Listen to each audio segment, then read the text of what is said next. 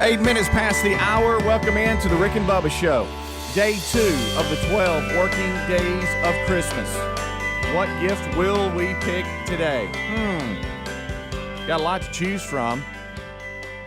We'll see how that plays out. You got to be listening. We have talked about and tried to educate you and coach you on what you're listening for. The sounder is what you're listening for, and when you do, we'll tell you what caller you need to be. No reason to start calling prior to that. I know a lot of you are eager just to kind of make sure you got the right number. It's 866-WE-BE-BIG. Harry Murdahl was a little frustrated yesterday as it rang all morning.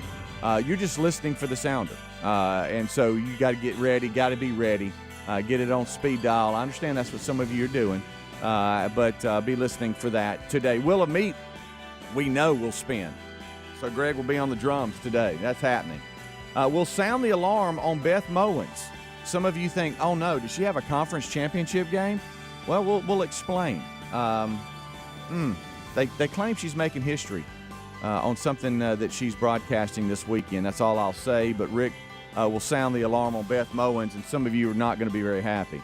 We have got ESPN's Brett Edwards. He'll be on with us Zoom-wise today, and he's going to break down all of the college football conference championship games, and there's a lot of them, and they start tonight. If you're listening live, it's Friday, December the 3rd, and so he'll break all that down. His new book, Dynasty by the Numbers, we had him on one of the Rick and Bubba University podcasts a little while ago. The book is doing great, and that is out there for you today. Also yesterday, we had friend of the show, Jim Brandt, on. He's a former FBI agent and firearms instructor currently, and he is extremely advanced in training when it comes to firearms. There's a lot of stories out there when it comes to firearms. The guys broke it down. It was a great conversation. That's Rick and Bubba University, and that will broadcast, or I should say publish, Saturday morning on all social media platforms. We'll send that out, but make sure that you go to wherever you download and subscribe to podcast, and it will be there. Search for Rick and Bubba University. All right, well, let's bring them in. Over to my right, it's Mr. Greg Burgess and Michael Helms. What's up, boys? How are y'all? Y'all good? Everybody fired up? Yeah. Ready for a day? Yeah. Eddie Van Adler's right in there. He's got TV going. That didn't sound too. So yeah, Daddy, we're ready. Yeah. Wow, you know, it's God. here. It's quick. It's 11 days, working days, until we leave the studio. We know that because today is day 2 of the 12 working days of Christmas. You know, you brought up the conference championships, and it occurred to me last night, boy, that's a quick turnaround. Mm-hmm. It just seems like it, from rivalry week to hey, you got to turn around and play an even bigger game this week. And some of it, and I'm not feeling sorry for anybody, but you sit back and you look and you go, well, man, some of the rivalry games that some of the people had that are going to be in the championship game, they had a tougher road than their opponent. Yeah. You know, you sit there and go, wow, man, a week ago they were just absolutely in a heck of a game, and then the other ones going, man, they kind of breezed through theirs. And some of them had a tougher game. You know, to your point, some of them had a tougher game last week than they'll have this week, and so it's easy. That's what I was, but it's easy for them to go. Well, I said to your point, it's easier for them. Still his point. It's easier for them to kind of go, you got to work as hard this week, and that's when you get in trouble. Yeah, worried about Michigan on that front. That's what comes to mind when you start talking like that. Conference USA starts tonight, and it's Western Kentucky and UTSA, and then after let's see, we got the Pac-12 tonight, Oregon and Utah. Yeah. That'll be a fun game. I watched the first matchup, and that was, of course, it was in Utah, and the crowd was going nuts, and it was a great atmosphere. You know how I'm about that. Oh yeah. And then if you're, going to be out and about and you got your Saturday plan, the early games at 11 a.m. Central Time will start with the Big 12 championship in Dallas, and it's going to be Baylor and Oklahoma State. I truly think that has college football playoff. It has some issues there. That can really – Oklahoma State, I think, is real. If they can really show the world early, depending on what happens the rest of the way out that day, they may get in there. Yeah, and that'll be on ABC. And then at the same time on ESPN is the MAC championship, Kent State and Northern Illinois. You're watching now. Don't care anything about that one. At 2 o'clock. That's when I'll do yard work. At 2 o'clock Central on Fox, it's the Mountain West Championship, Utah State, San Diego State. San Diego State, number 19. In More the yard work. That's going to be in Carson. More leaves. Yeah. At 2:30, the Sun Belt Championship on ESPN, Appalachian State and Louisiana. That's when I'll clean out the garage. At 3 p.m., it's the American Championship, Houston at Cincinnati on ABC. Okay. That'll get me back in the swing of things. Yeah. At the same time, at 3 p.m. Central, The the Big Daddy. SEC Championship in Atlanta, Georgia and Alabama. That's going to be on CBS. 3 o'clock. Brad Nessler and Gary will have that one. That's at 3 o'clock Central. Then at 7 o'clock p.m. Central, it's the Big Ten Championship. Michigan it's Indianapolis, I think, is where they're playing. Michigan and Iowa, and that's on Fox. And that's Gus Johnson's got that one, Helmsy. And then the ACC Championship about an hour after that. It'd be Pittsburgh. That's when I go back to doing and something Wake else. Forest and Charlotte on ABC. And then the really late one at 10 p.m. on Fox Sports 1, it's USC at California. That must be something. What's that? Yeah, That's not that can't be a conference. No, It's is not that a just conference championship Is that game. just the last game? Are they just playing? I don't know. Are they making up a game? Because, I mean, For COVID? Yeah, because the PAC Championship's on Friday. Yeah. This has to be a makeup. Yeah, that just must be They a put makeup Tim game. Brando on that one. What's up with That's that? weird. You know, That's I weird. hate rematches. It's just really not fair. I know. You know, there was a time when that wouldn't happen. Yeah. But in the world of rematches, I mean, you beat. Remember the year that LSU beat Alabama, and then they had to play them for the national championship. Oh, yeah. Okay, so I got to beat them again. Right. You know, in the old days, once you beat that opponent, I'll see you next You have to year. deal I don't with it. brag. Yeah. You know? Yeah, Nowadays, my goodness. And to your God. point, I mean, if Alabama was to beat Georgia, they might have to turn around and play again. Yeah. You know what I mean? See, that's Again, just- but I know Utah and Oregon. That's the rematch we're What is talking it, about there. Week ago, Yeah. 2 weeks ago, Yeah. they played? Right. What team do you want to see if you had to pick one team to make it to the playoff? Who do you want to see in there? I think it would be kind of neat to see Michigan. I'm the same way. I kind of want to see my Cincinnati answer. in there. Michigan is my I wanna answer. see If how the they second, measure up. yeah, Yeah. the second one Yeah. would be Cincinnati to see how they measure up. Well, I guess the second one for me may be Oklahoma State, just because I just like Gundy and that. But Michigan, I love the fact that Michigan has a chance to be in a playoff. I want Notre Dame in so they can go, so our head coach quit and we're going to the championship. Yeah. Well, they're excited about the defense coordinator. Yeah, I getting the think gig. that's who's going to take it. Yeah. So Marcus That's there Freeman, for is that you. his name? I think so. yeah. You know, he was at Cincinnati as the DC for a couple years, and he hadn't been in Notre Dame long. Yeah. Let me ask you this question, if y'all don't mind. He's from that area. I think he played at Ohio State. So all right. So could have made all that up. yeah, I don't know. Well, it confident. sounded great Yeah. and pretty confident too. All right. So Georgia is 1, Michigan 2, Alabama 3, Cincinnati 4. The latest poll. Yep. All right. So if Michigan beats Iowa, but Alabama beats Georgia, does Alabama jump Michigan and go to 1, and Michigan just stays at 2, or does Michigan go to 1 and Alabama 2? I think Michigan goes to 1, Alabama stays or goes to 2. You do. Yeah. You don't think Alabama deserves 1 if they beat Georgia? No, not if Michigan wins. And Georgia, you think they would jump? They would probably fall to 4. Yeah, maybe 3. I don't know that they would. So drop there's to a 4. scenario in what you just said, that if Michigan was to go to 1 and they win, and Georgia fall to, let's say, 4, then it would be Michigan and Georgia. How about that? How about that for a fun matchup? Yeah, and then Alabama would be at 2, and they would play whoever's at 3, which would either be Cincinnati, Oklahoma State, Notre Dame, I guess. Well, I think the committee looks at that too. They'll give you a matchup. Yeah. They don't necessarily look at 3 and 4 as who's the better team, but who's the better matchup and location and all that good So stuff. really, I mean, there's a lot of different scenarios and a lot of ways it could play out, but the SEC championship game could be a sneak peek at the national championship game. I know. Could. It could. It certainly could. We'll take a break. We'll be right Ain't that back. I don't like it either. I don't like rematches. Rick and Bubba, Rick and Bubba.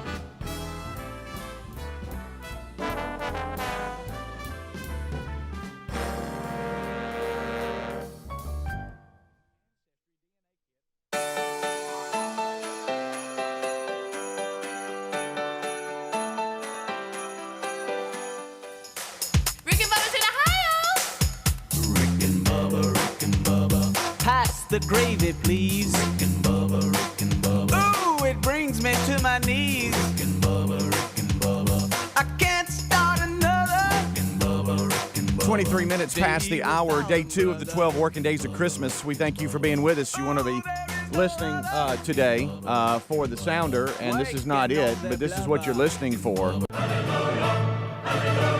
That's what you're listening for. That's not now, but that's what you're listening for. Harry Murdaugh got a little frustrated yesterday. He came in on a rant in the studio saying that people were just calling all morning. Yeah, get ready for that. Well, they'll call after, too, for some reason. Yeah. Well, I get they don't, they're not really following it. They're just guessing. Hey, but and don't just dial and randomly go, hey, have y'all done it? Are y'all going to do that? Mm-hmm. When you hear the music, that's when it happens. We can't, even if we knew, we can't tell. And here's the thing. If you do that, if you call in and you happen to get somebody and you ask that question, we're not going to put you on hold and go, yes, absolutely. We'll do that now. Put you on hold and you have a chance. Yeah. That's not going to happen. I gave one guy a break. He said, I can't listen. I haven't listened, so I'm just calling blind. I'm starting to listen now, and I just needed to know, have y'all done it? Okay, and that's so I get that. That's I get a different that. question. I'm okay with that. Different question. He's thinking, do I need to be on the lookout? Right. Yeah, It's like I've had meetings and stuff, and now I'm starting. I'm a little mad at you about it, but I'm not too mad. but just not Probably real not mad. worth the phone call, but I get it. But I can live with that one. Yeah. So last night, the big Alec Baldwin interview he breaks down the shooting on Rust and the fact he had a pistol that was had a live round in it. Was it a live round or was it? Did it have?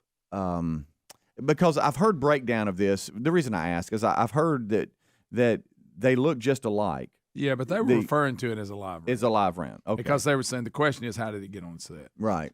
And the way he got around, I didn't pull the trigger. Is that technically he didn't pull the according trigger. to him, and I'm no gun expert. I don't know if this is possible.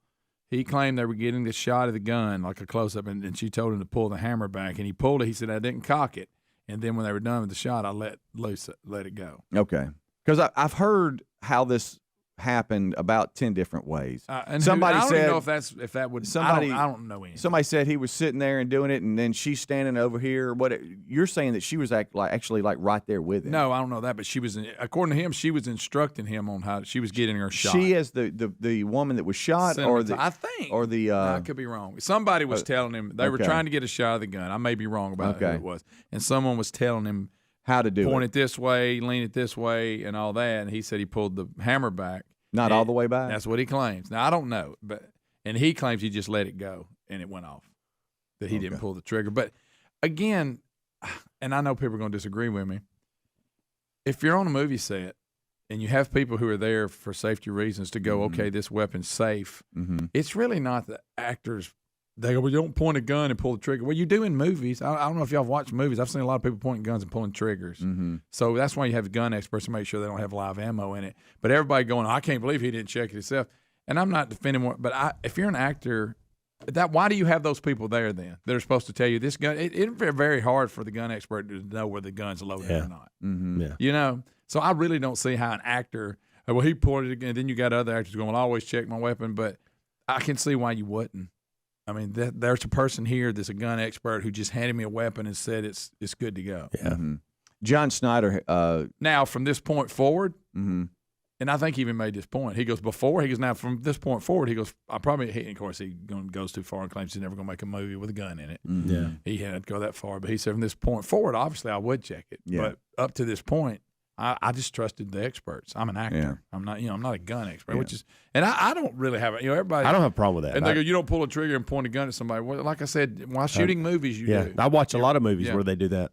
John Snyder, I guess, not a fan of Alec Baldwin. That's funny. Yeah, a lot of people can't seem to separate that. But I agree with John on it. The reason they put this show out. Yeah. To help his image. Yes, to help his image 100%. and the fact that he can cry on demand and all that. He's acting. I think it was you that said that promo sounded like a movie trailer. Yeah, it did. I mean, it did. well it produced. had music behind it and everything. But let's didn't help. Let's get past all of that and find out, okay, what really happened. Yeah. And that's his side of the story. And so I guess others will be interviewed, and there's an investigation going on.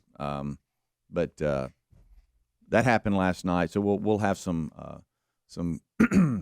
small, segments and some sound from that late in the big show today. So be listening for that. But that's just kind of something that's been on our mind just talking about it, is that it happened. And that was his way of saying, I didn't pull the trigger, because technically he didn't, according to him. Except when they go, well, the script didn't call for it to be pulled. No, you might want to argue that. And still, it doesn't matter. It goes back to one thing. Why was there a loaded gun on the set? That's your problem. You got to figure out how that got through the cracks. He said something about when it went off that he first thought that the lady that he had shot had fainted. Yeah, he thought it was because he said the noise and nobody had ear protection. And he just scared her and she fainted. Again, something about Alec, you feel like he's making – and I'm not saying – right.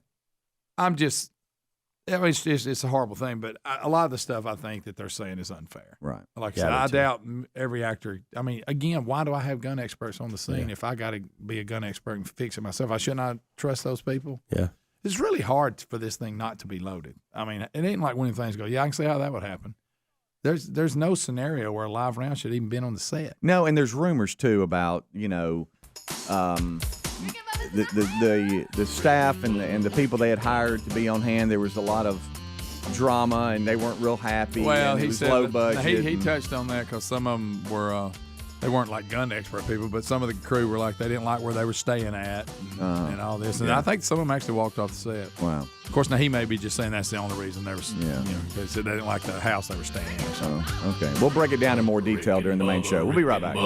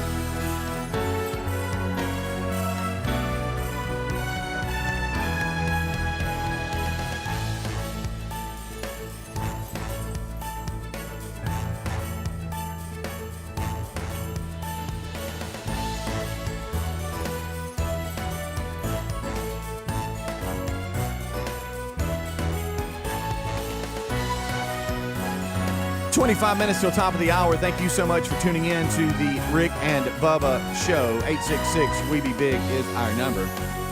It is day 2 of the 12 working days of Christmas. That's there for you today. Will and me will spin, so Greg, you'll be on the drums for sure. Beth Mowens, we've got something to tell you about. We're going to sound the alarm for Beth Mowens, and it's not what you think. I don't think it is anyway. The conference championship games are this weekend. We'll talk to ESPN's Brad Edwards a little bit later in the show. He'll break down all the conference games, and there's some big ones that will have, after this weekend, after Saturday, will things look the way they do now, or is it just going to all be thrown up in the air? Which we like chaos. I'm voting for chaos. And we'll have to break that down with Brad Edwards a little bit later in the show today and see what he thinks. I know that some of the audience is probably tired of us talking about the office move. We're excited. We're like kids at a candy store. We're fired up and excited for the new space.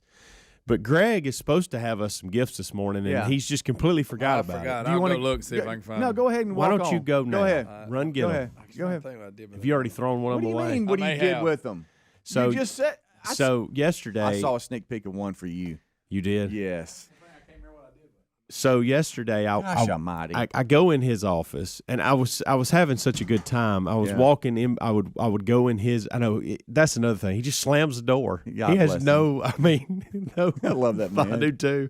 So you were hard at it. He was hard at it, and I just kept going back and forth between offices. I'd sit on his couch, like I had my blueberry muffin on his couch while I watched him go through the process of do I throw this away? Do I put this? And by the way, he had this little box that was about the size of that CD case right there in front of you. And that's what he was using of this key. I said, Greg, you got to get a bigger box. No, I don't. I'm not keeping much of this stuff. Of course, at the time we're talking, it's piled this high. I'm like, let's get you another box. Let me go get you a garbage bag. So I went and got him a sure enough industrial size garbage bag.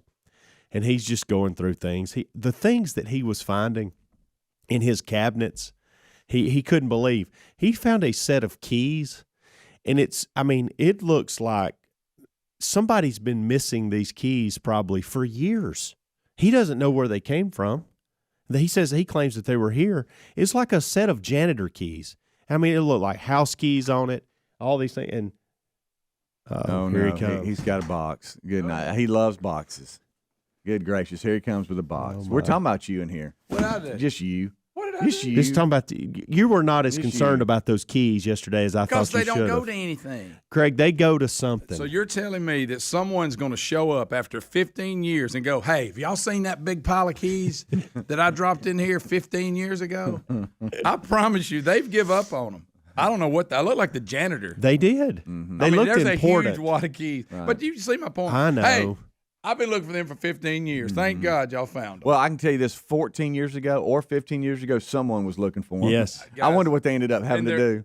They're really weird looking keys. So you brought the whole box in? Yeah. What in the one world? thing's I want to keep it hid. Okay. So hold on. How are you going about this? You going Speedy first? And to set this up, we've been giving each other first. We've been giving each other gifts of things that we're finding in our own offices. Now, thinking that, hey, you know what, y'all might like this. By the way, I understand these are things that were sent to me by listeners. It's not that I don't appreciate them. You don't have room I've for got to experience them, and I want y'all to experience them because I like them. Well played, sir. Good spin. You understand what I'm saying? Good spin. I just thought since we're giving, I've enjoyed this for so long. I'm going to let y'all enjoy it. Okay. Right? Y'all got me? Yeah. All right. And he's got By the way, Speedy, the gift you gave me is on display at downstairs in the man room. I think I threw yours away. All right. What? You got a lot to live up to here. All right, Hams, I know how you like. You got would you rather? Oh, yeah. And you love information. Yeah. Stats and little questions. Okay. So I have you a resource. This is a book entitled "Can Holding a Fart Kill You?" Over 150 curious questions and intriguing answers about farting. How you like that? Not a lot. Not sure. Fart I kill you? love this, but I don't know if I like the content. No, I think you can get some good trivia questions out of that. I'll see if I can come up with one between now and the next segment. I can't believe you don't like that gift. No, I didn't say I didn't like it, Greg. It's I thought it was didn't know that this is a actual book that. Wow. Okay. What in the world are y'all doing? It's called the title is actually "Can Holding in a Fart Kill You?" Yeah. How you like that? Over But look, 150 curious questions and intriguing answers. For those of you that can't see, this man right here is so proud. He is. He's just When grinning. I seen that, I knew who that was going to. This is like that time my dad bought my mom a chia pet and thought it was a good thing. So in your little stack of books, now that has to be. Yeah. And yeah. again, I don't know what we're going to name that. This segment. really falls under the category of something a listener sent me, and I've enjoyed it, but I want you to enjoy it. Thank you, Greg. You know how Speedy has his little breezeway at his house, and it gets kind of chilly this time of year. I bet you like to sit out there with a blanket on you. So, I got one for you. You do. You got him a blanket? Check oh, my this out. goodness. What is this? It's got awkward family photos on it. Does it really? Oh, it's upside down. Upside Greg. Dadgummit. It Look at says, this. "They're my friends." And it That's has funny. awkward family photos on it. So you Greg, can I don't know if you cover should be up- holding that one up right there. Oh yeah, you can cover up Yeah. on your porch. Well, with thank you, your awkward Greg. family You're very photos. How about sweet. that? That's look at you. Not sure That what was they got. very thoughtful, Greg. Look, it's even got Burgess on here. So Does whoever gave this to you is kind of upset with you probably. No, right I now. enjoyed it so much, but I'm giving it to you. Okay. Is that the blanket when you would stay up here and No. sleep on the? Did you use that as the blanket? I probably did a To couple sleep on your times. couch. Oh my goodness. Look It's at got that. awkward family photos on it. I will say this. The one where Santa's Now that is random. The one where Santa's looking at the lady right here. It's a good one. It's random. That is so good. You don't see a lot of that. No, you These don't. are honestly, these are very thoughtful because you put some thought into I the knew, fact I mean, that you that's a like good way I to like say the curious questions, Yeah. intriguing How answers. and things- you know that you thought, man, he's got a need out in the breezeway. Yeah. Look at that. Plus, that's good. Yeah. So, Greg, after yesterday, how I may take them back, but how you feel about the move after yesterday, as far as your particular personal space? You feel better? I'm a little behind. You got after it yesterday. I'm a little though. behind though. I got to catch up. I'm behind. I got to be more dedicated. Well, to it. you're at the point where I was, where you're making progress, but right now it just looks like a big mess. Yeah. But you actually are putting a I dent actually in it. have all the drawers and the cabinets cleaned out Mm-hmm. on the desk. Which What about that big filing cabinet? no, I ain't got there yet. I'm intrigued what's in there. I got two things out of it: that book and that blanket. Oh, they were okay. in that. Oh, were they? Yeah. So I got those out. Oh, I thought you were using the blanket on the couch. Well, that's where I That's store where he my couch stores it. stuff. Right there, you go. I got a pillow. I'm just trying. Oh, y'all, one of y'all I'm want just my trying pillow? to. I'm just trying to save you. So that person that I'd gave like it for to you. Well, look, I want you to enjoy it. Okay. You, You've used Terry? it. You've used it, and I now do. I'm gonna I do enjoy think it. you need a bigger box to put your stuff in that you're keeping and taking to the new studio. Well, not see that little box was just like paper clips and stuff like that you're going to put in your desk drawer. Yeah. That's just for that. Okay. I got to get a bigger box. I can tell for you like this. all the stuff up top. Yeah, because I saw you put that Alabama Power truck Yeah, in that's in coming the out little of it. box. It's coming out of and I was there. like, what is he that doing? was wrong. Okay. What I don't know what That's to do for is Sharpies. I've got framed pictures that have been in my office forever, and it's with my kids Yeah. and everything, and I don't know what to do with them. Do I put that in the new office, or do I get updated pictures to I'm put in gonna the I'm new getting office? updated. I've asked that for Christmas from Amanda. I said Really? I've got. But what do want I do 5. with all the ones I got? Well, you I- take them out of the frames and you give them to Terry and tell her to put them in a safe place. See, I got pictures. My kids were still in high school when I what I started did. here, and I got pictures of them when they were in high school. Well, now they're married and got kids. Yeah. So I got to redo all mine. Mm-hmm. When you can do that? That big picture of Casio, I'm gonna go ahead and donate it to somebody too. Well, This hangs in my office. Has him on stage at Fat Fest when he was a white rapper. He's Yeah. got his knee up there like he's leaning like yeah. he's sharp. We're gonna put those up that up in the big hall. We're gonna put a lot of those up. Yeah, you know what? Them big hall pictures, I like how they're all updated. They're all from 1998. Mhm. But yeah, We probably do need to update pictures. Yeah, you think? Makes sense. All right, we'll but take that's a what break. We'll pictures be are right about back. history.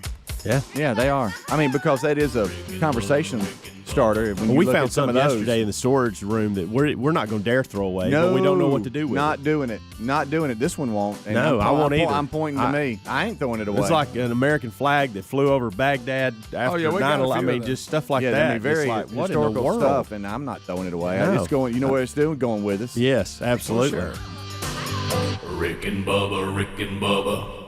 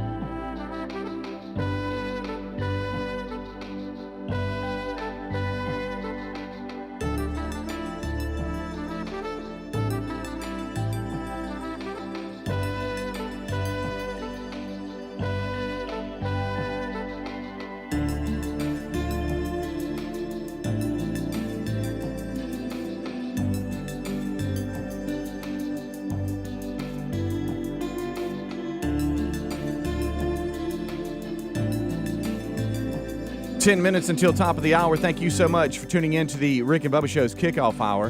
This portion of the show is sponsored by our friends at CordBuddy.com. Travis Perry and his team at CordBuddy has really come up with something that has done well over the years. We've talked about it. We've had him on the show. We've given things away, and you need to listen up. Mom, Dad, Grandma, Grandpa, music lovers everywhere. If you're looking for a really cool Christmas present for someone, then you need to check it out. Even though, look, Christmas is getting here. We got a little bit of time, and you're going to like what I have to tell you here when it comes to CordBuddy. CordBuddy is like, think of this, training wheels on a bicycle.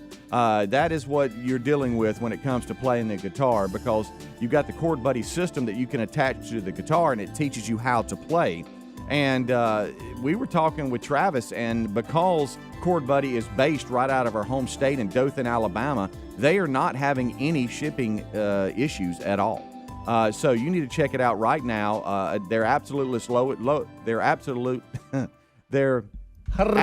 lowest price on CordBuddies right now for less than $50. You can learn how to play a guitar. And I've got great news too. Talking to him on the 12 working days of Christmas yesterday, he is going to have a CordBuddy guitar combo that we're going to give away. Look out. And I'm talking about the Perry 42-inch full-size steel string guitar CordBuddy device, CordBuddy songbook, CordBuddy lesson plan with free app, guitar tuner, and picks. And they've got some really cool deals, like they got the natural spurse and the sunburst colors for right-handed strummers. And for left-handed strummers, they got the natural finish, about a $300 value that we're going to now add to the 12 working days of Christmas, which is really cool. But if you don't want to wait for that and you just want your Chord Buddy, get yours today at chordbuddy.com. Chordbuddy.com. It is a very interesting and terrific way to learn how to play a guitar, and you can learn all about it at chordbuddy.com. That's Chord Buddy all together, chordbuddy.com. Or you can find a link at rickandbubba.com under the sponsors button. But, yeah, I mean, he's offering up not only the Chord Buddy system and the lesson plan and all that, he's got a guitar and everything that he's adding to the package here. It's called the Chord Buddy Guitar Combo. I know both of you. I know both of you strum with your right hand. Yeah. Do you do anything with your left? Eat. I know that's always been a weird phenomenon with me with you is you do eat left-handed, which is always strange to see you do everything in here right-handed and then go have lunch and you're eating with your left hand. I don't know why. Is that something you tried to do when you were a kid? You thought it would be sharp and it just stuck? Never really noticed it until somebody pointed it out one day. And I went, and is that the only thing you do left-handed? I think I eat right-handed too. I don't know. Yeah, no, I do nothing else left-handed. Speedy, do you do anything left-handed? No, I don't. See, my daughter writes left-handed, but that's the only thing she does left-handed. Yeah. When you're driving, and when she was a kid, she would write left-handed, but she would color right-handed. Yeah. Yeah. See, I don't understand that. I have one of the boys, Tyler, is that way. He threw the bass. He throws left-handed. Anything he has to do, he throws left-handed. Yeah. But he writes right-handed. And if he was to go bowling, he'd bowl right-handed, and he kicks right-footed. And so it's like the only thing he does left-handed is throw. But everything else, well, when he would bat, he would bat left-handed. The batting too. thing has always. But he's right eye dominant. So when he shoots the rifle, he's right-handed. The batting thing has always been a weird thing for me because, so I've always wondered why we call batting left-handed because you're really right-hand dominant when you're batting left-handed. Your right hand is on the bottom of the bat. And so when you're batting right-handed, your left hand is on the – I've always wondered why we named it that. Does it have something to do with what side of the plate you're on? I guess. Is that it? It's got to be. Well, why is it the same way in golf? Because in golf, we're not even worried about that. I guess on the other side of the tee box, True. I guess. But True. that's always bothered me. I think we mislabeled that. Maybe. Because that's what we're talking. When we say You that, have an argument. when we say that in our mind, we don't think about the plate and what side you're on, or the tee box and what side you're on. Right. You think about how they perform as an individual with their characteristics that they have. Right. So it's always been mislabeled to me. I don't know. Maybe that's just me. Maybe it's just me. I see your point. But I always had a problem stepping in the plate, batting left-handed, but I was actually dominant right-handed. Yeah. On the bottom. Very strange. Yeah. You didn't like anyway, being called, though. Just thought I'd throw that out there. Bothered you. Terry looked at me last night on the couch and said, "Let's go look at Christmas lights this weekend." Oh, boy. And I said, "Excuse me?" And I blamed. You need to head over to where I live. Really? Yeah. No, this was. Don't think I'm not talking about riding through a neighborhood. No, I'm talking about. Well, you get a little bit both of both worlds. Really? Yeah. There's about a quarter of my. Matter of fact, Bubba can see it from his house. Yeah.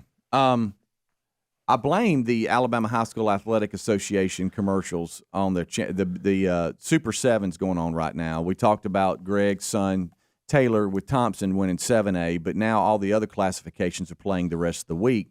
And I was watching some of Pike Road and Pleasant Grove last night. Pike Road won, congratulations, down by Auburn and Montgomery. Big. But the commercials were rolling, and at Chockalaka Park in Oxford, Alabama, they've turned their park into they light it into up. Lights and a winter wonderland, Yeah. and you ride through there and you see all the lights and all this kind of stuff. Well, that got her going. Hey, let's go look at lights. And you got that. You got Nakalula Falls. You got Nakalula does a good job too. up in Madison. You got at Toyota Field there. They turn their whole parking lot into light shows and everything. I think they do it right here in Pelham. Really? Yeah. Okay. Well, apparently she's Lisa all used to make about us it. go to that church in Glencoe that had the blinking lights. Yeah. And you tune your radio to Yes. the song. Yeah. I don't think they did that last year though. But I got caught You kind don't of think half. Mac Daddy had us out there? I got caught kind of half listening because she said, I think it was Nakalula Falls. I can't remember, but she mentioned something. She said, "Okay, well, I'm gonna go ahead and do it because you got to get tickets." I think in now Nakalula you because- ride a train through it. Yeah, because they're gonna sell about out. that. And I looked and I said, "Huh?" Ooh, Like, pay. and I mean, her thumb was about to press I mean, how much to look at lights? Whoa. I'll say this. Whoa. I have never been up there wait a and they minute. said, hey, look, we're sold out. We can't take That's a good anymore. point. Right. And I've gone up there a lot. I just don't feel like there's a mad Okay. rush that they Just- will ever sell yeah. out. I mean, Hey, were you in the room with me? Because I said, no. Don't, they're not going to sell out. I promise you, they ain't going to turn anybody away. Yeah, I was like, wait a minute. And Hey, the we whole better point, get 'em. I'm thinking, it'll get to Friday night, and she's going to either forget or not. You're waiting it out. I'll be like, Yeah. let's not go. Hey, we got a lot going on. Let's just watch a movie. That's what Yeah. I'm hoping. Yeah. I kinda But she feel- might bring it back up. I kind of feel about lights like I do fireworks. I mean, Yeah, same way. you've seen them. Well, it's going to be one of those things as husbands. It's that you cool do for a 5 lot. minutes, and then you're like, can we leave? Yeah, I'll be like, if we do it, it's going to be like, okay, I'll go. And it's clearly for her.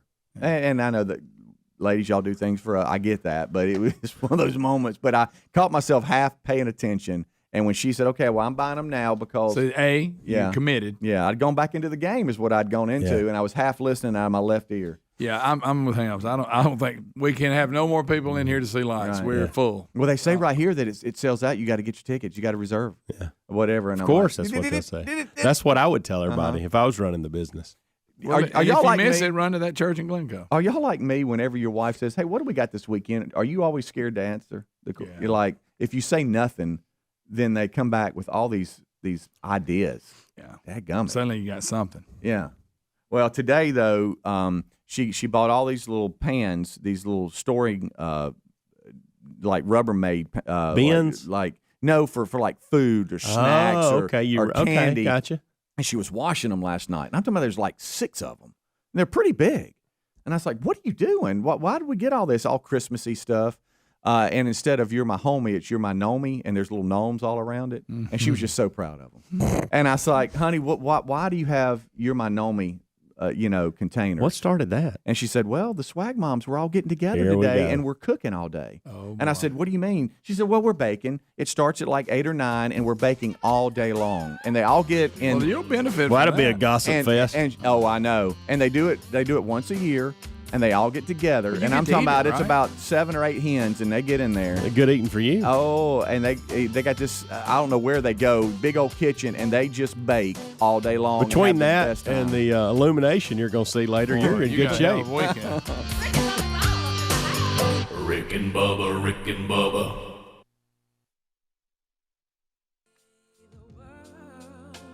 In sin and error pining till he appeared, and the soul felt its way. A thrill of hope, the weary world rejoices, for yonder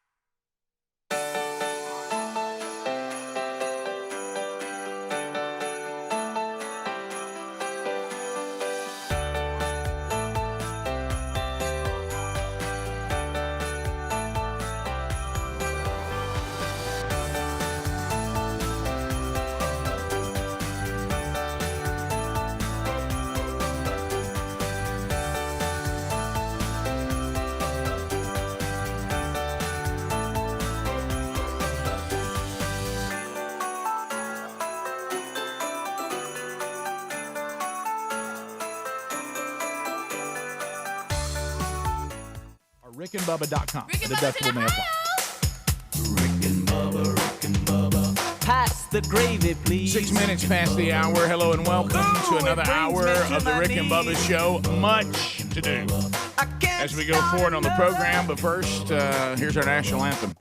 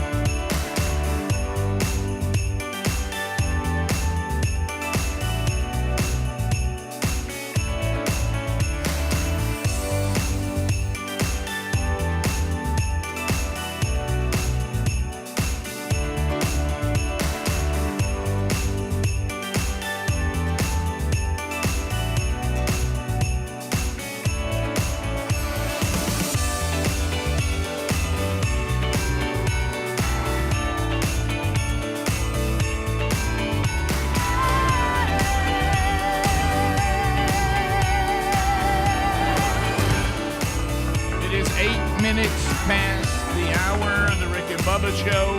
A brand new hour has begun, and we're moving forward. And boy, do we have an action-packed show for you today. Gift number 2 in the 12 working days of Christmas will happen today. Will of Meat will happen today. Brad Edwards, formerly of ESPN, breaking down the conference championships in college football. That will happen today. The real Greg Burgess has a story from trying to get ready for Christmas from his home that you will not believe. We will cover that on the program today.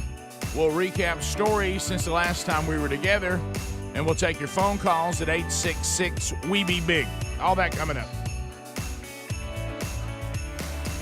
Speedy, the real Greg Burgess, Helmsy, and Eddie Van Adler have already given you a kickoff hour. They're ready to go. Let's bring in the other half of the 2 sexiest fat men alive. Everybody ready to say something like that? The silver-tongued one, the man with the golden voice, professional lunch eaters man of the year, the inventor of pizza in a cup, Shakespeare's worst nightmare, and the master of the King's English. Ladies and gentlemen, put your hands together for Bill Bubba Bussey!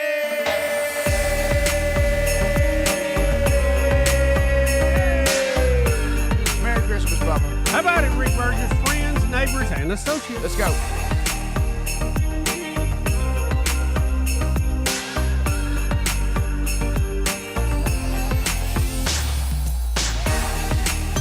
Take it home. Let's go.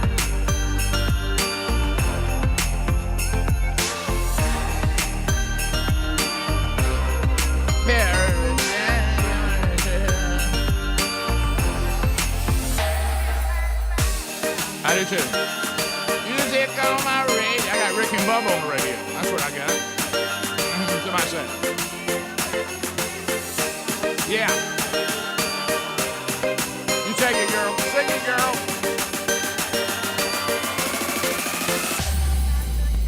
Yeah. I'm gonna come over and give you a little sugar. What's that?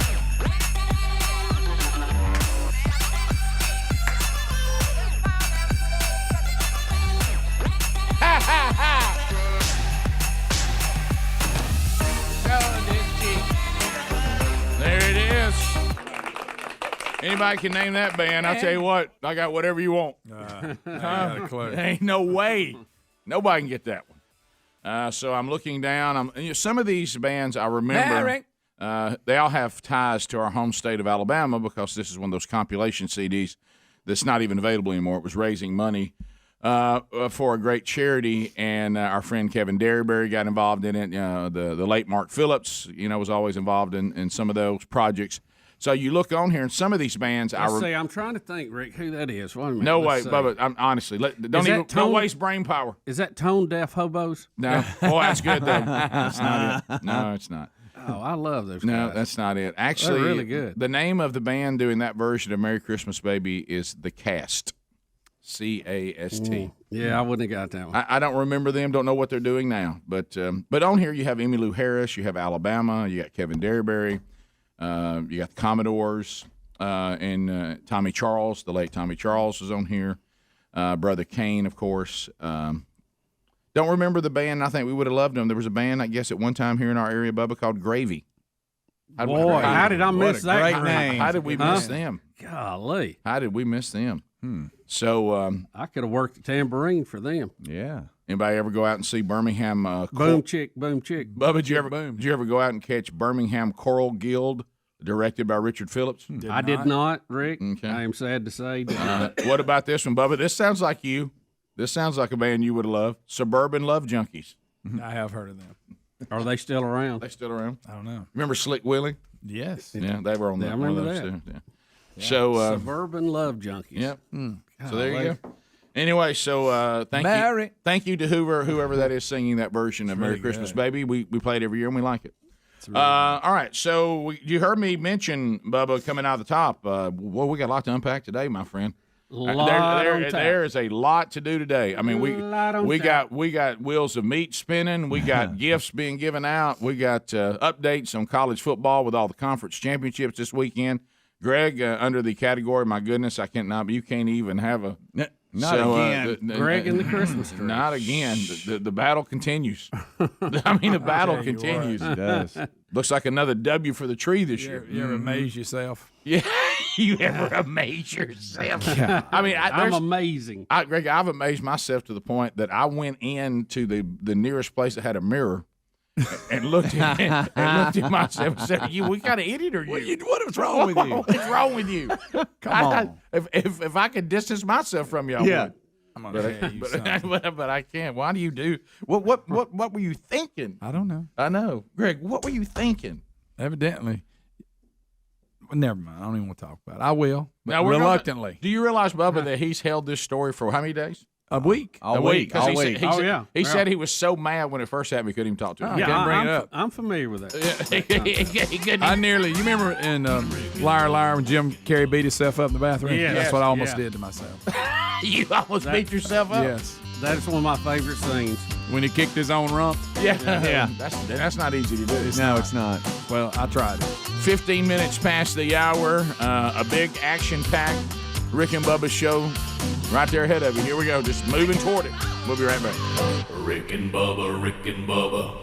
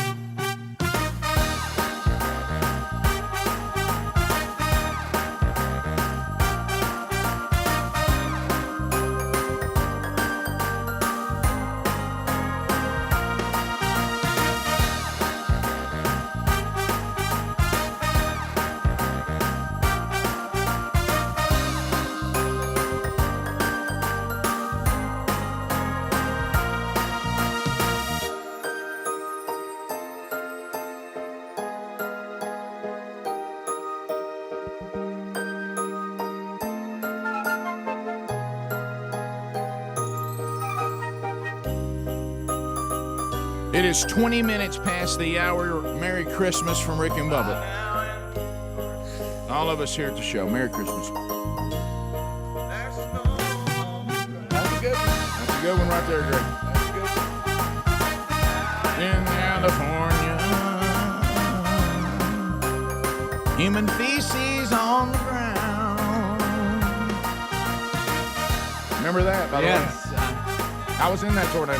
You sure were. I was at the house. They're showing a tornado that hit this time last year, around this time, in our hometown of Oxford, Alabama, on one of the TVs. Sorry, now just shout these things out. You'll have no idea what we're Rick, talking think about. about this. You know, nowadays, and I'm not saying it's wrong, but if there's lightning within 500 miles, they shut the game down for 30 minutes. Yes.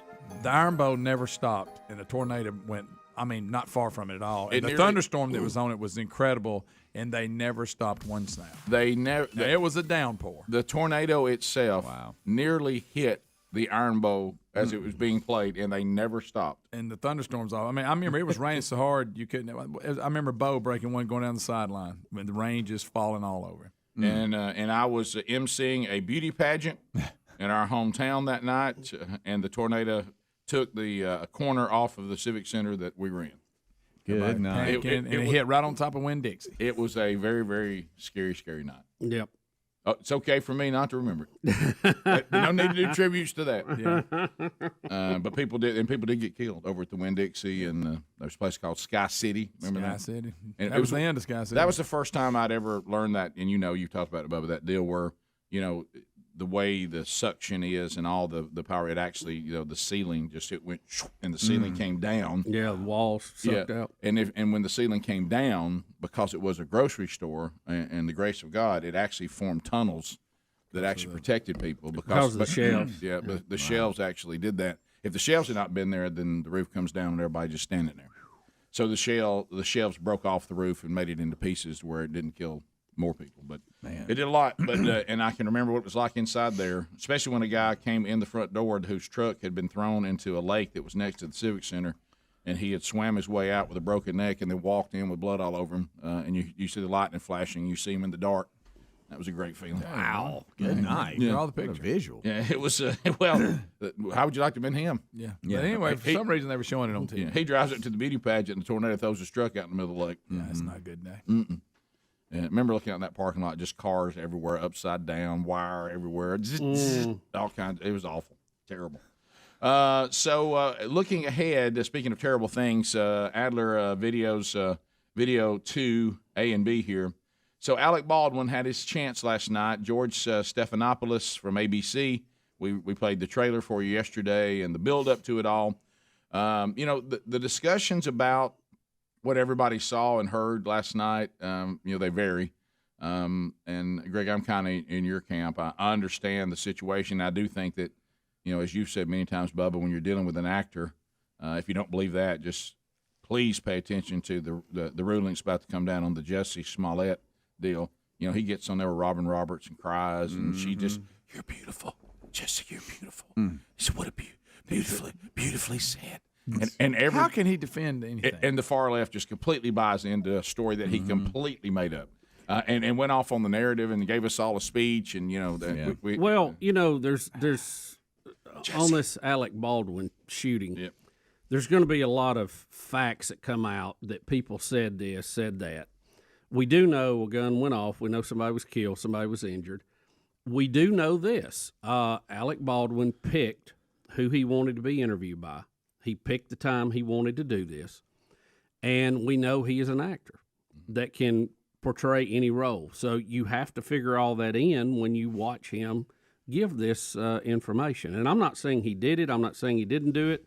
I find it strange that he says he didn't pull the trigger. I don't see how that could happen. He tried to explain it, and I don't know if that even. But I don't know. I wasn't there, so I don't know. You just have. But these other things are the stage that is set for what we're going to hear. But am I wrong? Do actors not point guns and pull triggers all the time? Yeah, they do. I mean, everybody's almost like nobody wants to say that because everybody knows you don't pull the trigger pointing the gun. Yeah, they do. They do it all the time in movies. Yeah. That's what they do. They have experts so people don't. I don't understand what's so drastic that if they did point a gun and pull the trigger on a movie set. I don't point at people and pull the trigger in regular life, but if someone says in this scene, I want you to act like you're shooting a bunch of people and pull triggers and fire blanks at people. They do it all the time. Yeah. But here he is. Here he is with George Stephanopoulos.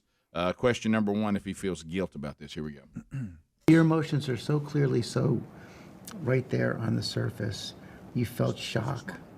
You felt anger. You felt sadness. Do you feel guilt? No.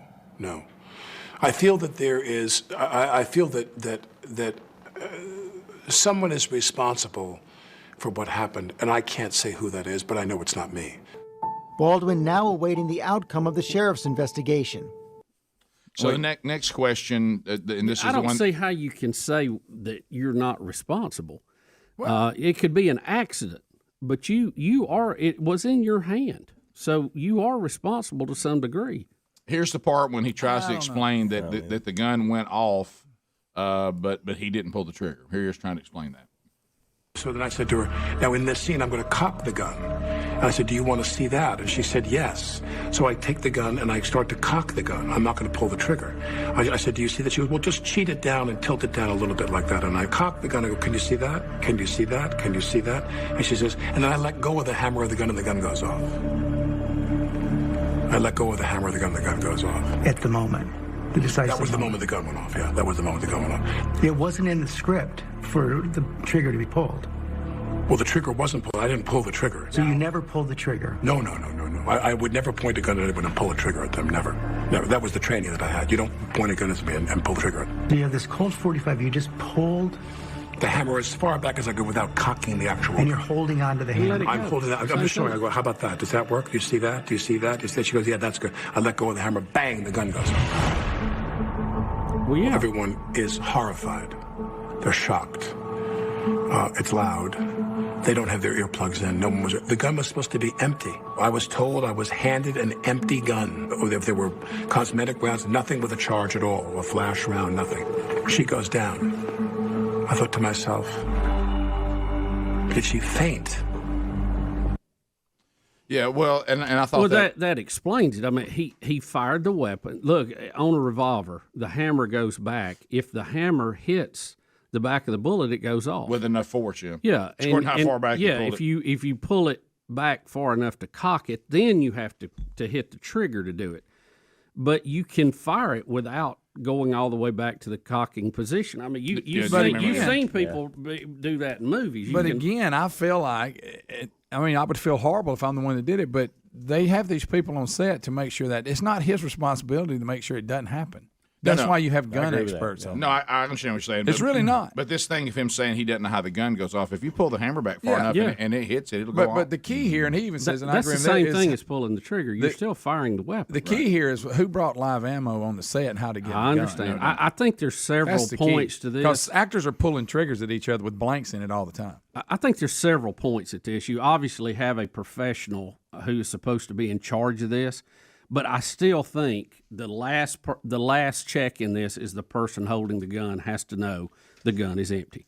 And when it was handed to him, he should have looked in the chamber and be sure that it was empty. Because he said it wasn't even supposed to have a blank. And I hate to go on that part. Now, if they would have handed him a gun with a blank in it, they showed the blanks. They look just like the bullets. There's no way the only person that's going to know the difference is the expert. Well, and I was going to say, we because we are always handling guns. Yeah, but we're not an actor. Well, that's what I'm saying. He's not. He doesn't. He may not even know how to check a bullet, see if a bullet's in there. Guys, they pull triggers at each other all the time in movies. Yeah, they all do. The time. They do, and but that explains. That's how it went off. I mean, he pulled the hammer far enough back to discharge the bullet. And then and you'll hear in our podcast this weekend, Rick and Bubba University, and Jim Brandt's with us, who is an expert with guns, and he reads some of the complaints that they were getting from the set that may explain how a live round got in there. That there were all kinds of problems. So there's going to be some liability on somebody. We'll be back. Rick and Bubba, Rick and Bubba.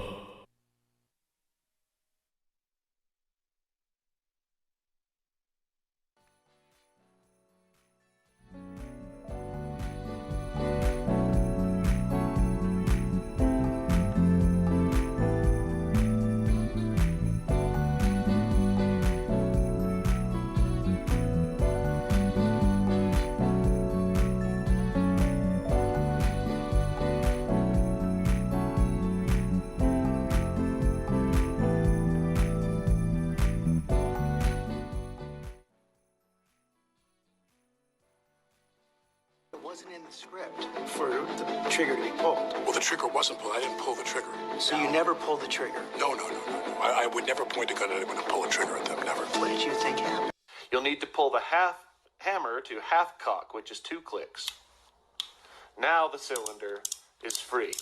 Now you'll notice the firing pin is attached to the hammer. On an 1873 design, there is no transfer bar. So even though there are 6 chambers in this cylinder, it is not safe to carry with 6 because your firing pin would be resting on a primer, making it extremely dangerous to carry the gun in a holster. So the proper loading procedure, and these are not primed and there's no gunpowder, these are just dummies. You will load 1 chamber, then skip a chamber, and then load 1, 2, 3, 4. Close the gate, and now, if you look in this gap, as I pull the hammer back, you'll see that the one I skipped is now at the top, if you can see in that gap. So when I let the hammer down, That firing pin is resting on an empty chamber, which means this can be holstered without the risk of discharging if something were to bump on the hammer. Won't you sing this happy song? Candy cane lane, oh candy cane lane. Everybody sing along. It's just one of those things you can't explain. So join this sweet refrain about the place they call the candy cane lane. Just let that magic rhythm carry you away. You'll ride that moonbeam all the way to Christmas Day.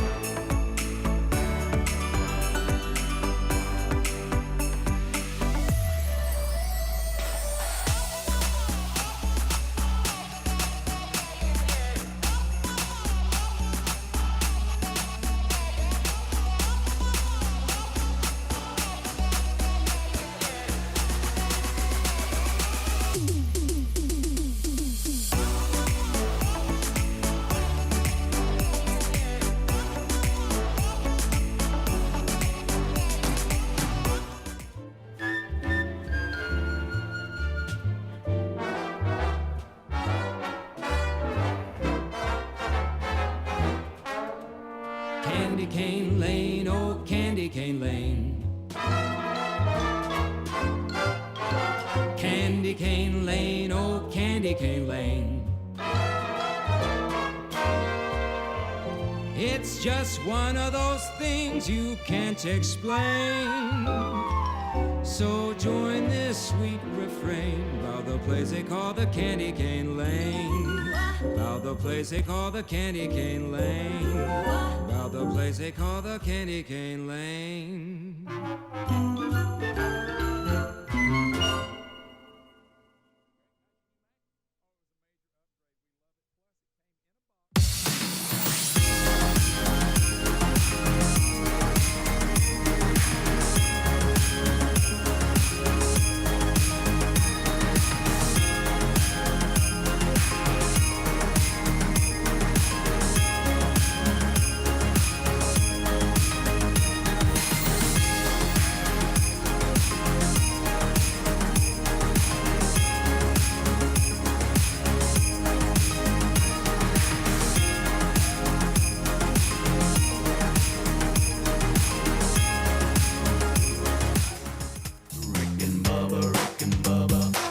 The gravy, please. Rick and Bubba. Ooh, it brings me to my knees. Rick and Bubba.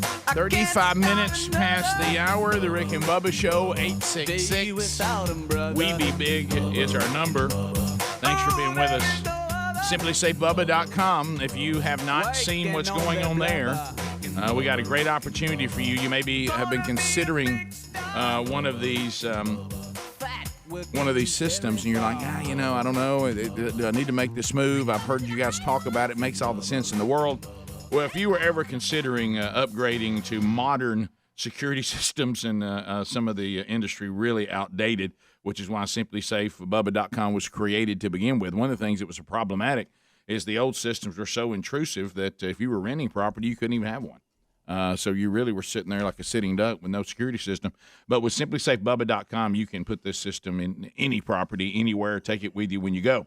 But right now, you can get it at 40% off. How about that? So if you use SimplySafeBubba.com, we get you 40% off the new system. Has indoor and outdoor cameras now, door and window sensors, all monitored around the clock by trained professionals who will send help the minute you have an issue. And SimpliSafe was even named Best Home Security System of 2021 by both U.S. News and World Report.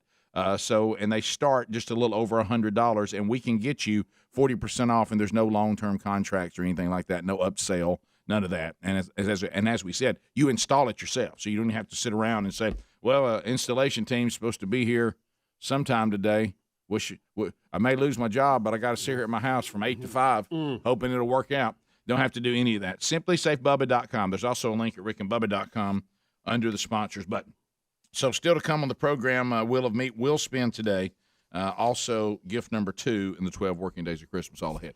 It's almost like we're getting rid of the things that we're not really going to talk about. But we'll put Alec Baldwin on the shelf now. What you're going to see there, it's really going to come down to this. There was negligence on the set. How did a live round, and it was a live round. That's we now know. Even our podcast this weekend, we'll talk about that because, as Jim Brandt, former FBI, said, only a live round would go through people and into the wall and all that. One of those wax bullets or anything like that wouldn't have penetrated the human body like this did. So it was a 100% live round. And then there's, how did the live round end up? We know that people have suggested some of them were target shooting with the weapons that were using in the movie with live rounds. Not a good idea. Obviously, there was confusion. A live bullet gets in the gun. Alec Baldwin holds the gun, pulls the hammer back, fires the weapon, kills a person, and now the courts will sit around and decide who is held accountable and to what degree. Yep. That's kind of where we're going. Yeah. And Alec Baldwin is producer of the movie, but also acted in it and was the one with the gun. So do I think that I do not believe the conspiracy theories of Alec Baldwin set out to shoot this woman. I do not believe that stuff. But I do think what you saw last night was Alec Baldwin getting on camera and trying to put on a show to minimize, change the narrative a little bit. To minimize how much damage is going to be done to him. So we'll put that there. Adler, we're looking now here at videos A and B, and this is this ongoing court case. And there were some things that one of the things that it's interesting to watch the people that are covering all this. The Supreme Court, we're sitting here on the cusp of a ruling that ultimately will say the federal government really does not have the power to force on states abortion on demand. They don't have the power to do that. That was a bad piece of legislation, and a bad law. It was just a bad law. Bad ruling. Yeah. So anyway, that's what's in front of. Now you're going to hear that this means this. If this ruling goes a certain way, that women won't have access to this at all. That's not true. Now you may be in a state where you'll lose access to it, and then you could move to another state or whatever. But anyway, so now here comes all the grandstanding. First of all, let's go back to the actual Supreme Court. Here's Justice Alito, and we're going to get that comment. This is his some of the audio from the oral arguments and questions as it all started. Yep, and then after that, we'll certainly want to hear what the View had to say about it. All right, so here it is. On the other side, the fetus has an interest in having a life, and that doesn't change, does it, from the point before viability to the point after viability? So you see you're just trying to make the point.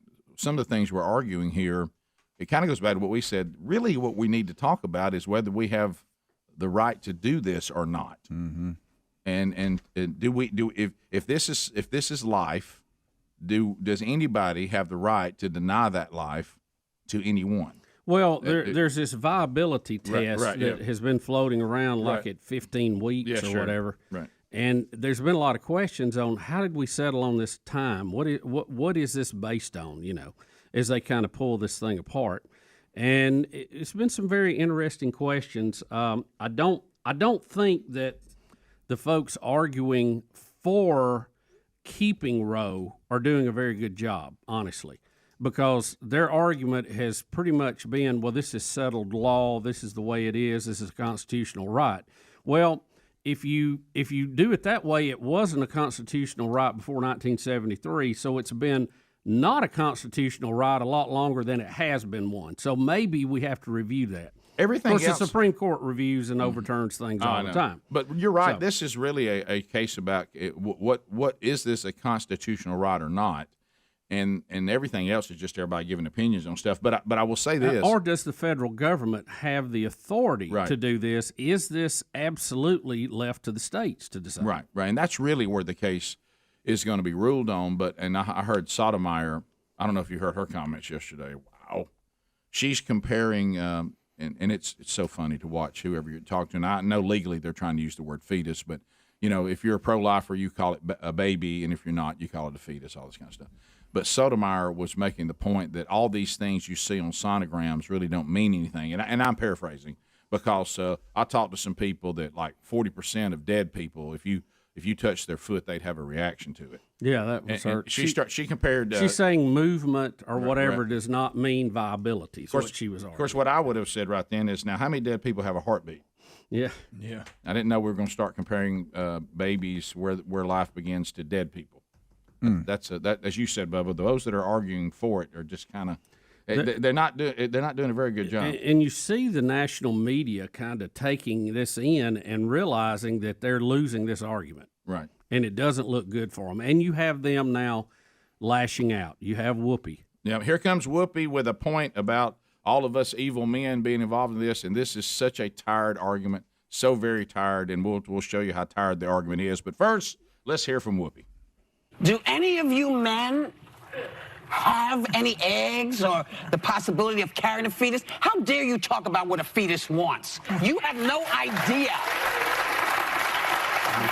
Now, I'm fine if you disagree with abortion. I have no problem with that. My problem comes when you tell me what I need to do with my doctor and my family. How dare you? How dare you? You mean like a vaccine, Whoopi? Is that what you're talking about?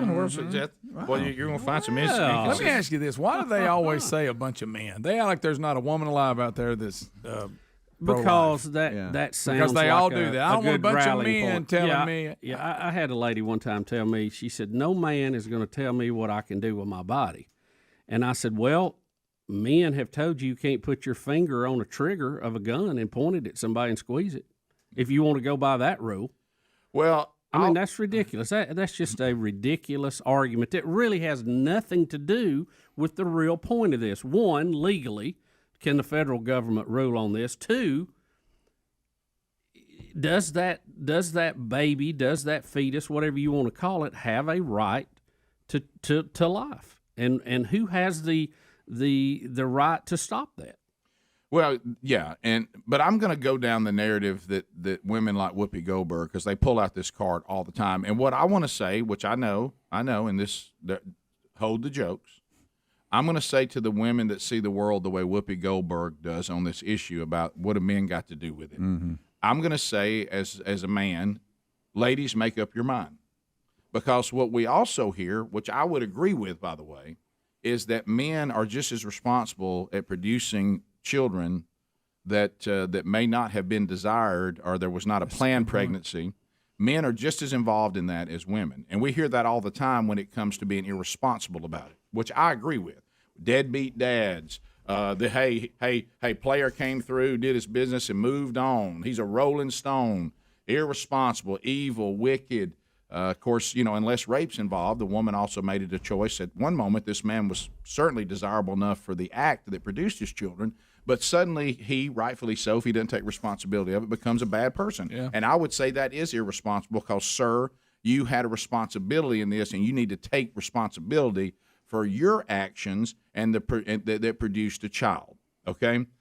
But then women like Whoopi, and they have that view when it comes to deciding what should happen once a pregnancy like that takes place, men should have no say in this whatsoever, and how dare you say anything? I would say to women, make up your mind. Are we responsible for this and part of this or not? And I would say yes, because you're going to have a tough time even if you go to a bank that provides something that a man left for you. He was still involved. Okay, it doesn't happen without the him. Ability, other than the Mother Mary, to have something else take place. There's been one immaculate conception. I don't know of any others. And so in this particular case, I would say you women on the far left, you've got to make up your mind about men. And I know that it's been an ongoing issue, but men absolutely have a say in all this because it takes a man and a woman. And I hate to break the news of all of you that think all this is you can just make up anything. There is a scientific, biological male-female thing that's going on, whether you want to ignore it or not. Yeah. And the way babies are made involves a man and a woman So men should have a say on whether they're going to be held accountable by even the God that they believe in, on whether they were involved in a decision on terminating the life of a child that they helped produce. Exactly. So I would say to women, make up your mind. Yeah. If you don't like Rolling Stones, you don't like deadbeat dads, which I don't. No. Then you can't. Low is low. You can't turn around when this decision is going on and say you men need to get out here and you ain't got no say in it. Yeah. I mean, make your mind up. So 14 minutes to the top of the hour. Maybe you should have that attitude on Friday night. Right. Men and women. You know, if you don't want to be in this situation, and look, we all are imperfect and made huge mistakes in our life, this man included, big mistakes. But if I had made different decisions, I wouldn't have been in that situation. Yep. 13 minutes to the top of the hour. More Rick and Bubba next. Rick and Bubba, Rick and Bubba.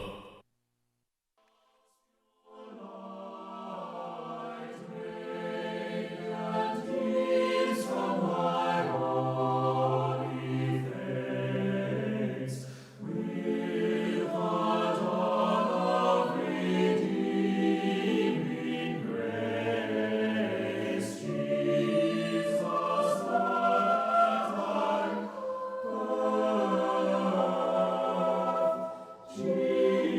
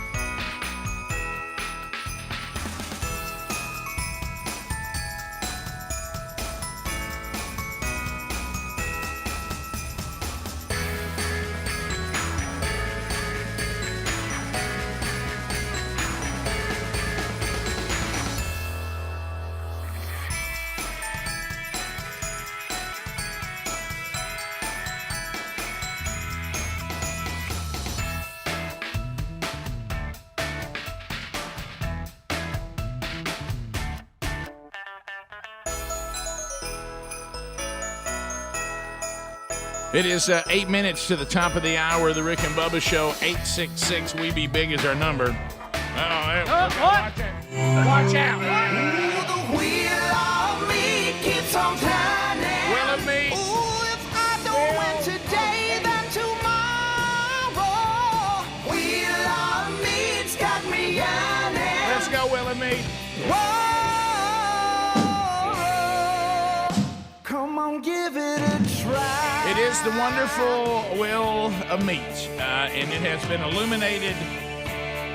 It is rolling. You see it lit there behind me if you're watching on our YouTube feed. It combined with the Avengers pinball machine from Bumper Nets. I mean, my goodness, everywhere you look, it's a light. So very festive. So the Wheel of Meat will spin, brought to you by our friends at harryanddavid.com. They were originally known for the world-famous mouth-watering pears, but then they got into the meat business, and fine meats are delivered to the same standard of excellence. So the meat is on the wheel, thus the name. Also, 1-800-Flowers.com has the bouquets of flowers all over the wheel. We got that. We Cord Buddies there. Moultrie's got a feeder on there. We got Rick and Bubba stuff from the Rick and Bubba store. Do make a note. If you were to land on spatula, you're not going to get it anytime soon. We are out of those at the store. They're on back order, and you'll get it sometime in 2022. Yeah, probably sitting out there on a cargo ship somewhere in the Pacific. Who knows? About 8 deep. You can't even have a spatula. Henry the Horse on the wheel. If it were to land there, can't have nothing means you don't win anything.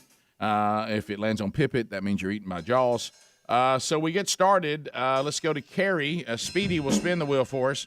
Carrie is out of Alabama. Greg's on the drums. And Carrie? Go! What do you say to Speedy? Wow, what a wheel. And a big spin it is. Around and round it goes. Where it stops, nobody knows. We have no idea. All we know is that Christmas Pig is up there ready to go. Look at him. The hand of truth is giving us a thumbs up. Yep. For possibly one of the last times ever. Yep. Oh, look at here. Yeah. Moultrie, view it. Now we say view it because I don't think we want to scream eat it, but really, there is no camera. So I mean, it's really a feeder. But anyway, so Carrie, you've got yourself a feeder from Moultrie, and see your excitement. She's so excited. Thank you so much. Yeah, she leaped from the car. So all right, so Carrie, we'll put you on hold. We'll get all the information from you, and Moultrie will send you that feeder. Okay. Thank you. Thank you. Let's go to Buddy out of Coleman, Alabama. Buddy, welcome to Rick and Bubba. How are you? Good. How about a go for Buddy, Greg? Go! All right, so what do you say to Speedy, buddy? Wow, what a wheel. Yeah. Oh, it's a change-up. A little bit of a change-up here. A little bit of a slide.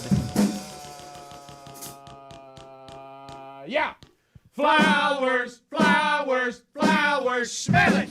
Congratulations, buddy. 1-800-Flowers.com will send either 2 dozen red roses, 2 dozen multicolored roses, or autumn lilies to whoever you want. So which ones do you want? The lilies. Lilies it is, buddy. That's a guy with some class. We'll put you on hold and get all your information, and 1-800-Flowers.com will send that right to you. Hey, let's go see Todd. Todd is in Montgomery. Todd. Todd had a heart attack. All right, Todd from Montgomery, I-92 WLWI. Todd, what do you say to Speedy? Wow, what a wheel. All right, Speedy, let it rip. Greg, we can't hear you, buddy. Just not quite loud enough. All right, let's see here. Oh, the lights went out. I hate when the lights go out. Oh, man. Can't even have a lot. There we go. That extension cord. There we go. Okay. Flowers,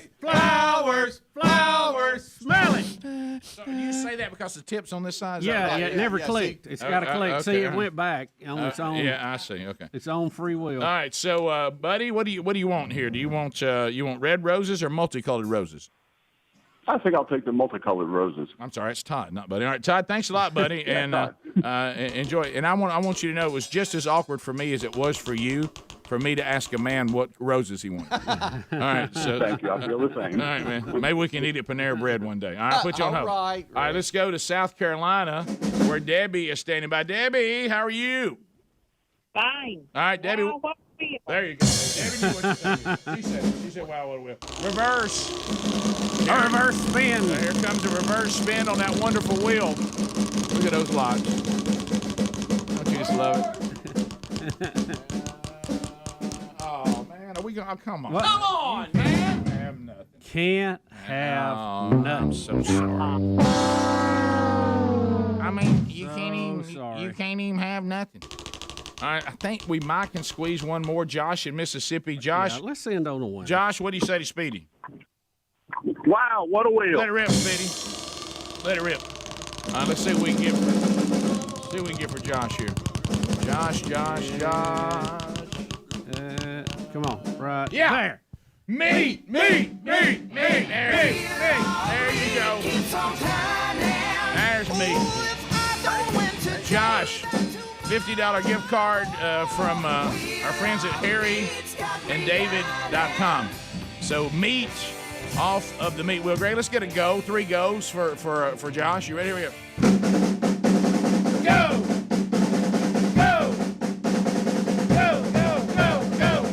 That's it right there. That's it. Congratulations to our winners and to the one that can't have nothing out of South Carolina. So sorry. I mean, her biggest problem was she thought she could have something. We'll come back. The real Greg Burgess, you will not believe. He went to get the Christmas tree. It's been a decade, and he's been haunted again. We'll talk to him right after this. Rick and Bubba, Rick and Bubba.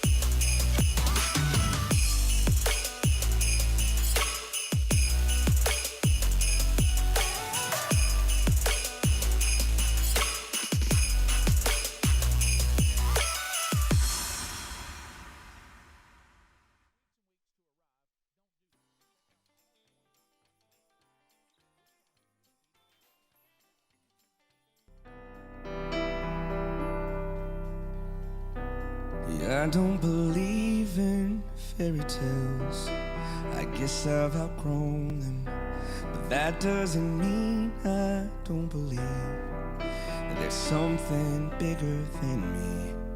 'Cause I've seen it in a hospital room when the doctor said sorry. There's nothing more we can do. Well, it wasn't through. I've never seen a pot of gold, the end of the rainbow. But I've got a promise I can hold in the middle of the struggle. God, if you said it, you'll perform it. May not be how I want you to, but here's what I'll do. I'm gonna wait on you. I'm gonna wait on you. I've tasted your goodness. I'll trust in your promise. I'm gonna wait on you. I'm gonna wait on you. I've tasted your goodness. I'll trust in your promise. I'm gonna wait on you.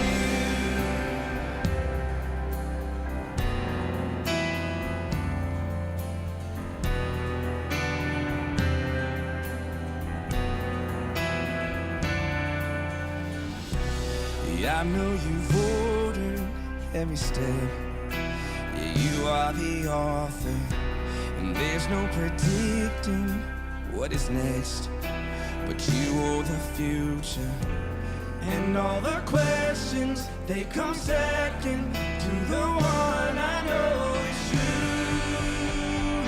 You've always been true. I'm gonna wait on you. I'm gonna wait on you.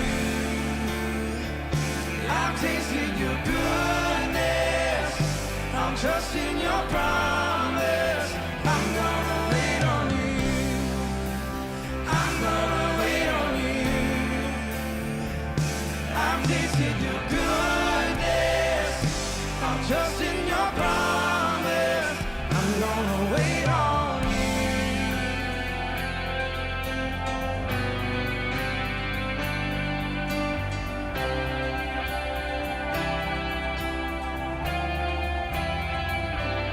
Wait on the Lord. Wait on the Lord. He will renew your strength. So wait, I say, wait on the Lord. Wait on the Lord. He will renew your strength. So wait, I say, I'm gonna wait on you. I'm gonna wait on you. I've tasted your goodness. I'll trust in your promise. I'm gonna wait on you. I'm gonna wait on you. I've tasted your goodness. I'll trust in your promise. I'm gonna wait on the Lord.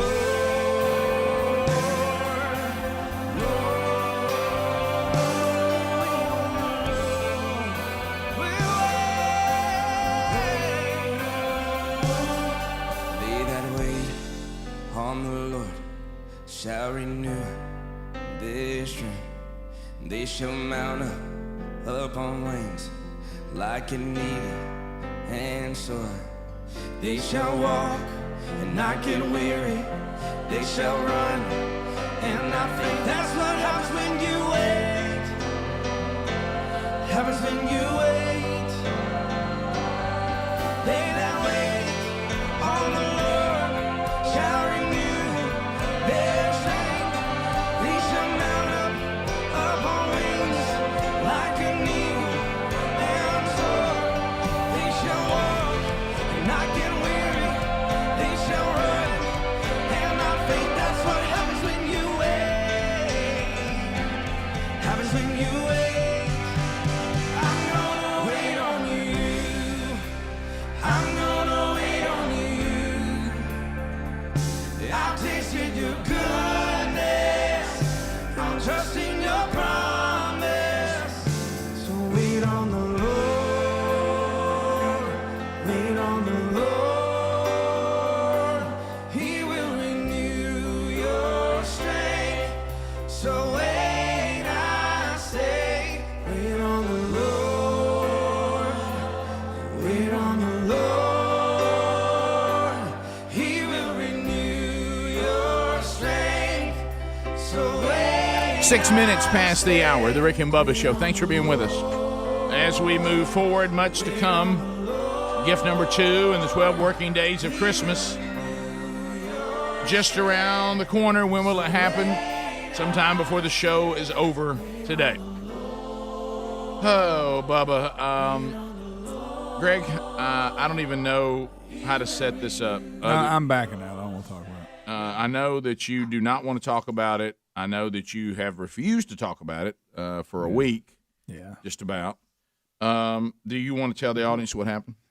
Well, in the spirit of the season, you know, a lot of times we play the best of, and this one always seems to come up. But if you'll remember, and golly, it's got to be nearly 10 years ago. Mm-hmm. Maybe more than that, I don't know. When I was getting my Christmas tree out, I ended up falling through the ceiling. Yes. Well, I didn't actually fall through. Part of me did. Your leg went through the ceiling? Yeah. And how did that happen? Where I store my stuff, I got some decking down in there, but there's a little section that needs to be, and God forbid I just do it. Yeah. Right. But I always just step over and go, hey, man, you want to do that again?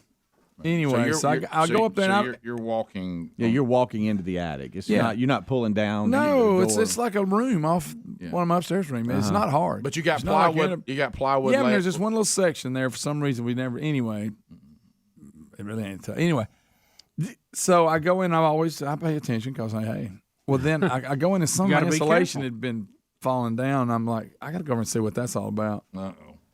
And in the process of that, I guess my concentration leaves me. And it's unbelievable. I lose my balance, and it is a complete repeat. The exact same thing within a foot of where the other one was repaired. You went through the my ceiling leg again? Goes through again. I look down again, couch covered in that blow-in insulation, which, hey, that's real easy to get up. I couldn't believe it. At first, I thought, well, I'm asleep and dreaming. This isn't real. There's no way, because there's no way I'd do that again. First of all, Greg, hey, let's just, if you want to get on the dumbass scale. When you fell through the first time, There's a scale. why don't you just fix it then? Right. Yeah. But then I got cute. Well, I'll never do that again. I'll just step right over these. Hey, it ain't a hard fix. It's really not. Guys, if y'all saw it, we look at me and go, and why it wasn't originally done, I don't know. It seemed like me and the framer I was ready for him to leave. And anyway, right. So y'all got sideways. Not bad, but anyway, yes, that's a long time ago. But anyway, no excuse. It should have been repaired instead of. But I thought, well, I ain't gonna do that again. I guess you were wrong. But I couldn't believe it. Now let me tell you this: the only good thing is Lisa wasn't home this time to be down there as my leg crashes through and blows insulation all over her. Okay. And the kids. Okay. Remember that? How about her coming home? Well, you having telling her what happened. She happened to call me later. I said, "Well, I got bad news." Oh my God! Handled it a lot better than I thought she would. Really? I think the fact of seeing it happen and all the insulation, everything. I had all that cleaned up by the time she got home. Of course, it was still a gaping hole. Yeah. And I think maybe not seeing my leg actually fall through the thing, it wasn't near as traumatizing to her as it was last time. Right. Right. And I told her, I said, "Look, I'm an idiot." But see, if you'd have told me that was possible, I would have said, "No, that ain't possible. I ain't gonna do that again." And it's one leg, right? One leg. And how deep are we to the knee? I was all the way to thigh. Really? Oh, that whole leg was exposed. So you had to actually push yourself back up. Yeah. Okay. Yeah. Just the one leg, though. Yeah. If it had been both, I'd really win. I made one completely. So how do you patch that Well, temporarily? I call the temporarily. You're right, just for the night. So I had a piece of, I guess, scrap left from the last time. And just lay it up in there. So I pushed it down from the top, which parts left to cover that hole. But then I go down to the bottom and try to push it all back up and tape it, which it didn't stay. I taped it, and I got up and it's all fell again. But I had it repaired the next day. It looks good. Everything's repaired. But I didn't think it was possible for that. I'll tell you this, though. I went and got a piece of wood cut. I measured it out. And, hey, I guess it took you to do it twice before you decided to fix it. Interesting it didn't just take once. Yeah, that's my point. Right. That's that scale I was bringing up earlier. Yeah. I mean, what? But you know what I do? I just step up and go, who ain't doing that again? So you just why don't you go fix it, Greg? See, I got distracted when the insulation was down. So you saw a piece of that insulation, so I need to look into that. What's causing that? And then that would explain our missed call from Kate's, Rick. Yeah, because I had called him because I was like, why am I getting all these calls? Because there was a guy doing some work at the house that we're remodeling that Gerald had set up, and I was wanting that guy's number because I needed his help at my current home. Right. Hey, why are you down there doing that? Can you run by here? And he got did. A hole in the roof. He did a great job, but so you got it fixed pretty quick. I mean, next day done. That's amazing. Oh, listen, I was going to get it fixed in a hurry because but now when Lisa got home and looked at that tape job I did, then we get up the next day and it's completely fallen. Right. I said, well, that didn't work very good. Yeah. Yeah. The so now, and he's even got the brocade back on it. All I got to do is paint it. Here's the text that I got from Kate's Tuesday. Oh, listen. Of course, and now look, when I talked to him, it just happened. You think I wasn't very colorful? Yeah. I sent back to him, Greg, with 3 exclamation points, and he put back, ain't he something? And I said, I can't get him to talk about it. He will not talk about it. And he said, but I wanted to make sure that y'all knew anyway. Said he wasn't going to tell y'all. I got so tickled at him telling me. And I said, what if you could have been there? He said, I would have paid any amount of money to be there. Yeah. And it exposed. I got a lot of work to do on myself about when you really. Get mad, yeah. How were you? Well, how were you? I failed again. How were you this time compared to the first time? I think a little better. Some improvement. Not really. Not enough. Well, to it's tell. bad enough you do it, but to repeat it. To me, is even worse. I say that's the whole thing. You know what it was this time? More shock than anything. Like how you do that again? You thought that'd never happen again. You fell through the roof again. I just got a text from a friend of ours. When did you know you were going? When did you know? It happened I'm so fast. It happened so fast. So fast. Suddenly I'm sitting down, my legs dangling. Okay. So your brain didn't have time to tell you what was going on. Couldn't believe it. Though. Couldn't believe it. I said, there's no way this happened. A friend of ours said, I thought y'all were here today. Is this a best of? Oh, wait. That's what I'm saying. But now you got to give me. Look, Rick, it was 10 years between them. Yeah. So really, you've only fallen through. Here's what happened. I got cocky. 10 years. And I just step over that. I'm good. Yeah. They don't need, hey, it'll take too much. Go get a piece of plywood. Hey, I'd hate to measure it and call them, get them to cut it for you, and you put it down. Yeah. That might take what? No, it may take Rick. I mean, just driving and getting it's the longest part. But. Right.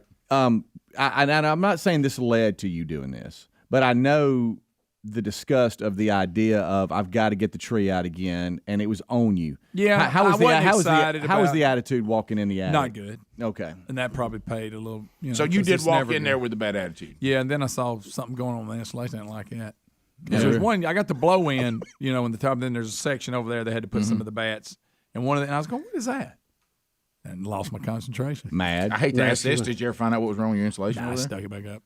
Rick, I moved on to the next problem. I may have to go back and revisit that. Yeah, but now you walk on a piece of plywood. Yeah, and what do you think? You're a tightrope expert? Well, but here's the deal. It's only like this two little, but it's right there when you come in, Greg. What? I mean, I don't know. Rick, look, you know us. I'll just step over that. Right. Make sure I don't do that again. All right, Rick, for 10 years, I was right. But listen, but 10 years, I ain't none of that. Watch your step, you're good. Watch your step, you're good. Make sure you got a good handhold. Did you go talk to yourself in the mirror? You said at one point you wanted to fight yourself. I did. Like Jim Carrey on Liar Liar. I did. I wanted to beat myself up while looking in the mirror. Right. I almost wanted to punch myself. Because you don't know how long it took me to go. That didn't really happen. That ain't real. So I'd look back and there it is. It's real. So there was a lot of you went through a process of disbelief. Yeah, and then there's the cleanup. And I'm gonna be honest with you, that's an intense one. Oh, great. That stuff. It's everywhere. Blows and floats and it's hard. Chloe's looking at me like, what the hell? I know, right? She was down there. You're right. It's hard to get up. Oh yes. God, it's hard. Even your dog. Eventually it lands in the couch. Yeah. How about that? How about them cushions? It happened again? It happened again. Merry Christmas, Greg. Hey, Lisa, you know what I got you for Christmas? A hole in the ceiling. How you like it? I know I got it to you before, and it's been 10 years. Yeah. Thought you might want that one to give. Yeah, here you go. Did you go ahead and pull the tree out, or did you leave it in there? No, I still haven't put it up. I'm putting it up this weekend. I had to shut everything down. Hey, Christmas spirit was gone. Rick and Bubba, Rick and Bubba.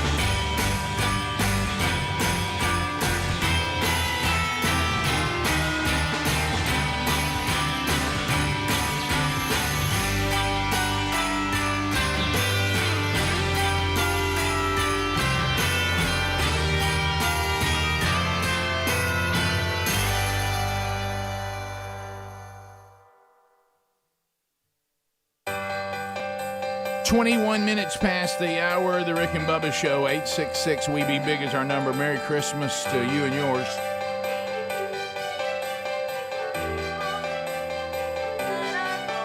All right, so still to come, Brad Edwards, formerly of ESPN, and we had him on Rick and Bubba University podcast not long ago. He'll be here to break down all the conference championships coming up this weekend as college football gives everybody their last shot to make it to the Final Four and into the playoff. As we roll back, I want to let you know if you're looking for something for your dog, and we have another email today, Bully Mate durable dog toys for your power chewer. The subscription boxes are delivered to your door. If you'd like to find out more about these gifts you can get for your dog, go to bullymake.com/radio, and we'll get you 40% off your first order. That's bullymake.com/radio for 40% off your first order. So this goes into these emails that Bubba and I keep getting, and I brought up, and it was why everybody was moving Big Boy to the new studio. And Bubba and I were here on the show, and Adler was, doing his job, and he made a comment about it, and I said that I had a number of people that were friends of mine or acquaintances that said that their dogs sleep in the bed with them every night, and it's normal. And it didn't seem that the size of the dog, and this email clarifies that, didn't seem to matter. I mean, medium dogs, big dogs, little dogs. And I asked the uncomfortable question very delicately, and I know, Greg, you're frustrated about your tree, but I'm going to say delicately again. Yeah, would you? I said, if something spontaneous breaks out between a husband and a wife, is the dog just a victim at this point? And I have been, unfortunately, shocked. I have not been comforted by people who want to say, "Oh, don't worry about that, Rick. We be sure we don't. The dog that never is exposed to that." But that's not what I'm getting. Unfortunately, that is not what I'm getting. And emails are just stories people are telling me that want to remain anonymous. Here's an email that Bubba and I just got. Hey, must be a podcast archive, either listener or viewer. I won't put her name in this. Just listen to today's show. This is the day we talked about it. Right. Okay. My husband and I have been married for 28 years. We've always had dogs, and when we got married, we had a black lab. Anybody ever seen the size of a black lab? Pretty big. You know that firsthand, Yeah, don't you, Bubba? that's a big dog. His name was Buddy. Well, there's another Buddy, and he was. Most dogs named Buddy are the best dogs, and they said he was the best dog. True. We still miss him. He always slept at the foot of our bed, but when things got a little frisky, I'm using the emailer's term, he would quickly jump off the bed. That's fine. It's what he did next that still makes me laugh to this day. Now, I want y'all to think about this unfortunate scene that's probably in your head right now. Every single time this would happen, he would sit facing the corner. He would not lay down, or he would never look in the direction of us. Of course not. He'd just sit there and stare at the corner. It was more distracting than if he would just walk around or stare at us. We always joked that he had been traumatized as he sat there staring at the wall. It was so funny, and he always did it, but very distracting. So it's almost like he got in trouble and had to go sit in the corner? No. Yeah, I know that's, yes, that's the scene, but let me tell you what's happening here. He's being traumatized. Yes, he is. This is a form of animal cruelty that I did not know existed out there. What is wrong with you people? What is wrong with you, all of you? This is so wrong in so many ways. I mean, this is just... Like if someone said, Rick, can you spend 10 minutes telling us the list of wrongs that this is? I could fill a whole 10-minute segment with it. But I don't want to because I don't want to traumatize innocent people right now. But this is bad stuff. Yeah. This should not be done. This is not good. Don't do this. So if you're doing this, correct it. This is not, of all the things that PETA could be mad about, they're saying nothing about this. It just seems, I'll tell you one thing. It proves, though. It proves the point that I've been making for years, that we don't truly love animals. We just love to have animals. And when some people say the unfortunate statement, well, now that's just a member of our family. You wouldn't do that to a member of your family. I'm gonna add that to my list again. That's true. You remember the time I went into the veterinarian's office and they wanted me to claim that Buddy was a member of the family, my buddy? which is a little dog, and I had to say, nah, the things we do to Buddy, we wouldn't do to a member of the family. Right. And I think I got to add this one to the list. I don't know that you would tell your kids, go stand in the corner. Mom and Daddy have got a notion. If they were sleeping with you, I don't think you'd do that. I don't think if your parents, your aging parents, had to move in with you, I don't think you would tell them, sorry about this, but maybe you can go stand and sit in the corner and stare at it until this process completes itself. I don't think you would do that. No. I just don't think you would. And so I think this goes on the list again of no, we don't truly love animals, which is we love to have them, which is okay. We have the right to it. We are the superior creation, but we have to treat them with some sort of respect, and we shouldn't be cruel to them. And this just feels very cruel. It appears the inability to talk or tell everything you know is critical in being man's best friend. There you go. There you go. Would you treat your buddy that way, though? No. Yeah, you probably. That's a no. You probably wouldn't. No. Yeah. I just don't. Yeah. I mean, again, the speaking part's critical. Right. Yeah. And like that. Can you imagine? And all of a sudden, often in this very non-speaking dogs tell no lies. In the very same room where this gift from God of intimacy is taking place, a live dog, not some little something you have over in your dresser that is not a real dog, right? Because sometimes people who love dogs they'll get little statues of dogs like their dog.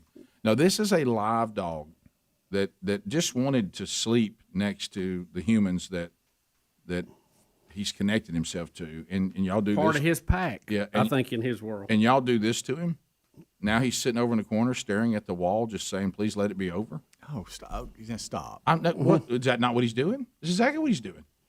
I don't know if this is some human get back because they do this in front of us. I mean, I don't know what we're doing here, but it's it needs to stop. Mm-hmm. Do you think the dog's thinking, "Hey, take that out to the highway"? Yeah, right.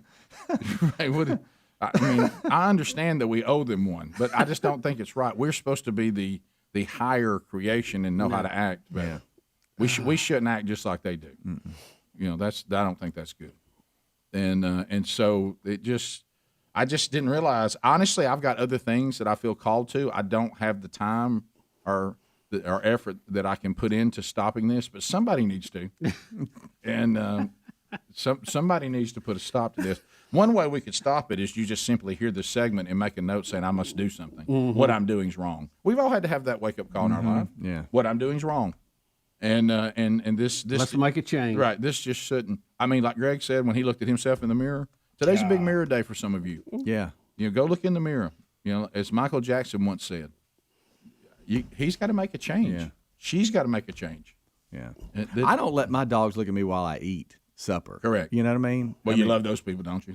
They just sit there and beg and look at you. I'm like, no, go on. I'm eating. There's nothing that makes my meal feel better when you're at a place where people let their dogs run wild. It's as the dog keeps nudging me in my lower half while I'm trying to eat under the table. Right. Much less this. I mean, it's like dog looking at me, dog looking at me. Yeah. Well, or like in this case, you said it was more distracting that he just sat in the corner with his back to it because he's almost acknowledging he knows this isn't good. Yeah. It's horrifying. I just see him sitting over there. It's unbelievable. We'll be back. It's the bottom of the hour. More Rick and Bubba coming up right after this. Rick and Bubba, Rick and Bubba.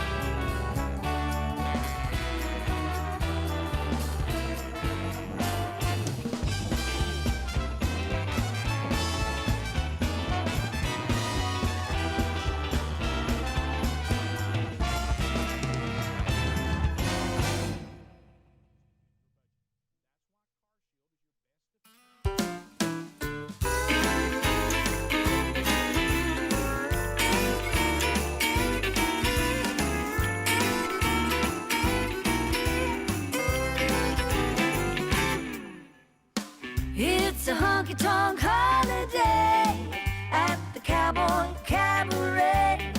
Revving up my old Chevrolet to go honky-tonkin' on Christmas Day. Get a move on, come with me at the Roadhouse on the old highway. All the fiddlers are gonna play. It's a honky-tonk holiday. Gonna have some wine and a real fine time at my favorite watering hole. It's a wonderland with my favorite cowhand when he smooches me under the mistletoe. Early Santa, don't delay. You can double park your sleigh at the Roadhouse on the old highway. It's a honky-tonk holiday.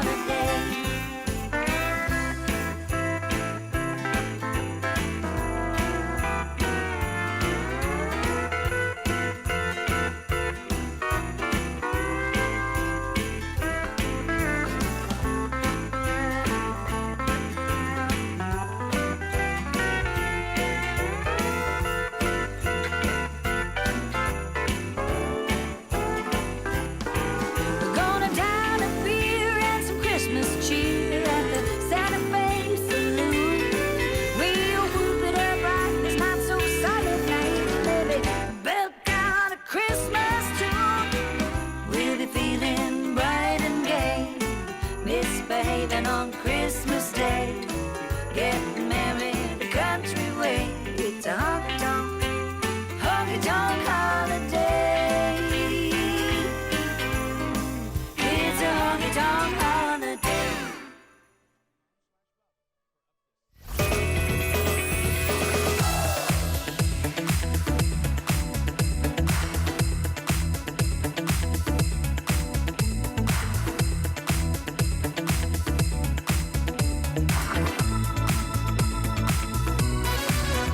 All right, let's talk to the people. 35 minutes past the hour. You can comment on things you've already heard today. We've got the Greg story. We've talked about some news stories in the first hour. Still to come, gift number 2. That's not going to happen here because we're doing a phone show, so you know that. You're clear to this call to chat with us now, which is what we prefer now. 866 We Be Big. Brad Edwards coming up next hour. We'll break down the conference championships for this weekend. While you're getting lined up and dialing us at 866 We Be Big, I'll point you to mypillow.com/Bubba. mypillow.com/Bubba, just in time for this most wonderful time of year, Christmas, the New Year, your holidays, whatever you may be celebrating. mypillow.com/Bubba. Hey, it's ready to go. It's ready to go. Go to that URL, and man, we're going to get you savings like crazy. mypillow.com/Bubba. When you go there, right out of the gate, you'll see $40 off on the classic MyPillow. Boom, right out of the gate. Boom. Boom. And you'll also go there, and you'll see the slippers. Those slippers are fantastic. Bubba and I both have a pair. I wear mine every single day. And right now, any size, color, or style, 50% off if you go to mypillow.com/Bubba. Giza Dream bed sheets, outstanding. Flannel sheets, outstanding. 50% off if you go to mypillow.com/Bubba. We'll get you also 30% off on bathrobes, sleepwear, and quilts. Great colors, great styles, all made with 100% U.S. Upland cotton. So all that's there, savings galore. If you go to mypillow.com/Bubba, let the shopping begin. Also at rickandbubba.com under the sponsors button. All right, so let's go to Alan in Nashville. Alan, you got 30 seconds on the Rick and Bubba show. Go right ahead, brother. Good morning, Biggins. Hey, buddy. Hey, Alan. I'm fellow Biggins. I'm Rick's height, but more like Bubba's body style. Okay. And I have watched y'all on YouTube, and I've been with you about 22 years now. Thank you. I've seen the way y'all have abused those chairs, and I need an office chair. I'm a pastor, and I need a good chair. I want one of those chairs when y'all move to your new studio. Or could you at least look on it now and tell me the name of it? Okay, what are these chairs called? You talking about the ones not in our office, but the ones we're sitting in? No, the one you're sitting in right now. Oh, okay. All right. Okay. Watch. I'm sorry that the 30 seconds hit, buddy, but watch on YouTube now. I see no Knoll. Knoll? Knoll? Yeah. Knoll chairs. That's the logo. They are good chairs. I mean, they've been very durable. To your point, because model number on the bottom. They get abused a lot. It's it's got that mesh. Yeah. It's, Were these bought by Summit or did we get them from my cousin? I know we got the stuff out there. I think Summit got these. Yeah, I think they did. Yeah. So anyway, Knoll, Knoll. That's what it says on. That's the logo on the back. Try that, Pastor. All right, let's go to David in center. David, 30 seconds on Rick and Bubba. Go ahead.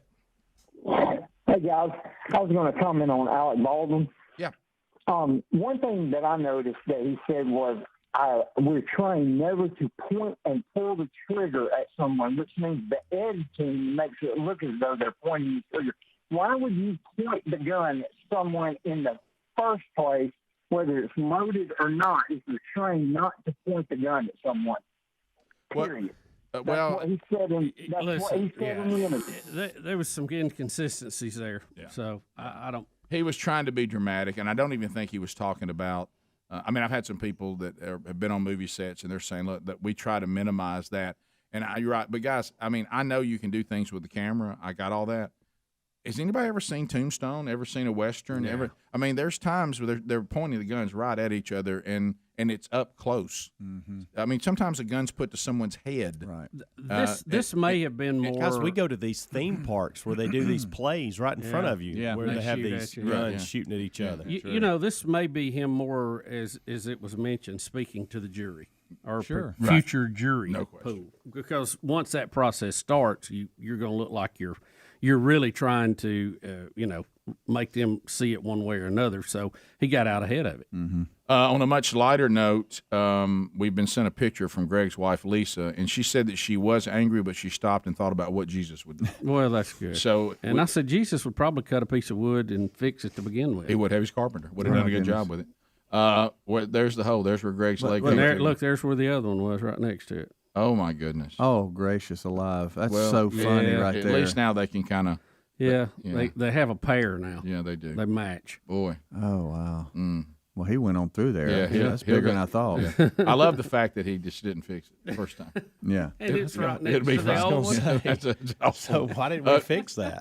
Well, I mean, that's been a while. Well, that's why he wanted to fight himself in the mirror. That's why he wanted to fight himself. We've all just said, well, look, that we'll get can't back happen to that. again. We'll get back to that. How odd is that? I'll never do that again. You know what we know? It can happen once every 10 years. Yeah. I didn't step through the roof once. I stepped through it twice. Josh and Boaz. Josh, 30 seconds. Go ahead. Hey, guys. Been with you since day one. Thank you, sir. Thank you, man. And so I just want to say it's not that I mind the subject that we talked about last segment, but can I request maybe we wait till after 8 o'clock so my 12-year-old daughter's not looking at me weird in the car line? Yeah, well, I mean, if you're not participating in this as a pet owner, are you? No. Okay, well, then you're all right. Yeah, that's, and if she asks what we're talking about because we were very delicate with it, you can tell her something else. Let's go to Robin in Tony, Alabama. Robin, welcome to Rick and Bubba. Go ahead. Good morning. Hey, Robin. I have been a listener since I moved down here in '96. I love you guys. Thank you. Thank Walter Cronkite's of the news. Well, I've never been called that before. Well, you guys say it the way it is. There's no lie. Yeah, I just wanted to let you know, go Big Blue this weekend. Let's go, Big Blue. Michigan is going to have a special patch on their uniforms for the fallen of the school shooting in Oxford this week. Oh, okay. So big Michigan fan. Look, Michigan was one of those teams that we all wanted to be good again. Yep. And I've always kind of now they have, I think, accomplished that at this point. Yeah. I mean, the Ohio State Michigan game is now rivalry again officially because it's not a rivalry if there's no threat for a team to win. A big rival, Bubba. Well, no, you're not hearing what I'm saying. It has been, but when one team dominates it for 10 years, it's really not a rivalry anymore because you got to have some threat to win. Yeah. And now that's back. Let me ask you this, and I know, and it changed on me. I've always wondered this, and maybe some of y'all can shed some light on this. So when I grew up, we grew up as little boys. We saw that there were very few. Your access to seeing a college game on TV was very little. Yeah, and you only saw the biggest of the big. So even though I wasn't from the North, when I watched Michigan, Ohio State, I found myself picking one of them. And I always was a Michigan fan. Okay, when I saw Oklahoma, Nebraska, unfortunately, when Oklahoma ran the wishbone, I was an Oklahoma fan. I was too. Yeah. Now I later became a Nebraska fan and appreciated them more than Oklahoma. But when I was a little kid, when that rivalry would come on, I was an Oklahoma fan. When Michigan, Ohio State would play, I was a Michigan fan. I wonder, do other people, like when they see the Iron Bowl and they have they're not from here. Tie to it. No tie to it. Did they find themselves picking I think so. Alabama or Auburn too? I think so. Yeah. I think everybody does it. I think that's kind of a natural thing. I'll tell you another one. When Notre Dame and Southern Cal used to play every year, I cheered for Southern Cal. Yeah, I did too. Texas and Texas A&M was always big. I was always for a Texas fan. I don't know why. I don't know why you pick the weird. team that you pick or why, but I was the same way. Joe. But now that Michigan is back, maybe Nebraska can get it together. Let's hope. Joe in South Carolina. Joe, go ahead. 30 seconds. Good morning, guys. Hey, buddy. Merry Christmas to everybody in the show. Thank you. I really enjoy what y'all do, Matt. I'm a big Georgia fan, and I just want to request that when the gentleman comes in from ESPN, could y'all please bring in Mr. Admire to talk some mad junk about the Bulldogs? I would highly appreciate it. I don't. Brad's ready for that. If y'all want to bring in Mr. Dippin' Dan, I would love that too. But I'll settle with Mr. Admire. I just love when he talks mad junk. Please, I'm begging, please. The sad part is Dippin' Dan don't have a whole lot to say about anything. Well, I mean, you almost won it, and that was brilliant by Saban to allow the game to be close, to prepare us for Georgia. We needed that. That's why old St. Nick was smiling from ear to ear. We had the game. We was in control the whole time. We had to play against Gary Downson. We had to play against the refs, and we had, and then of course, and Saban at the same time trying to teach the team a lesson to prepare us for the Dogs. And once again, Kirby Smart will be crying in his beer. Row Tide. Let's go. This is a big test for Kirby Smart and It Georgia. is. This is the next step. Can you beat Saban? Can you beat Alabama and go to the playoffs with a chance to win when you have a better team on paper? Yeah. Barbara and Dothan. That's the test. News Talk 1039 is an absolute because you're going to find out whether they got a mojo on you or not. Yeah. Barbara, go ahead.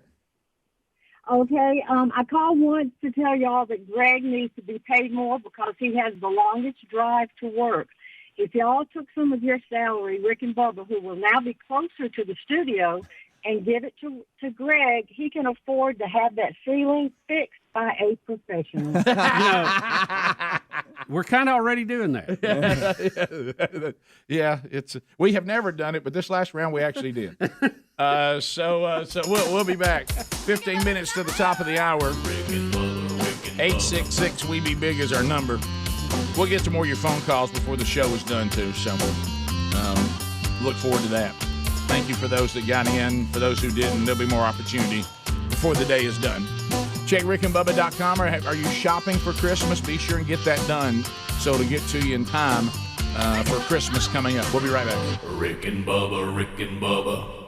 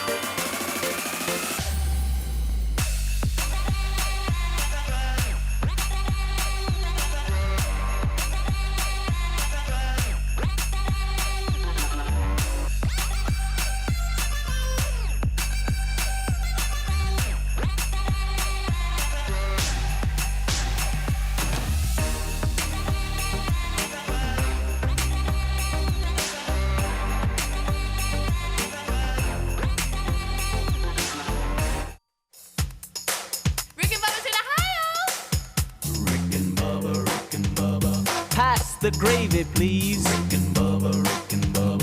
Ooh, it brings me to my knees. 9 minutes to the top of the hour of the Rick and Bubba Show. Thank you for being with us. Brad Edwards does show up next hour. We'll chat with him about the upcoming conference championships and also Beth Mowins news today. It's a little unexpected, but we'll try to warn you as best we can.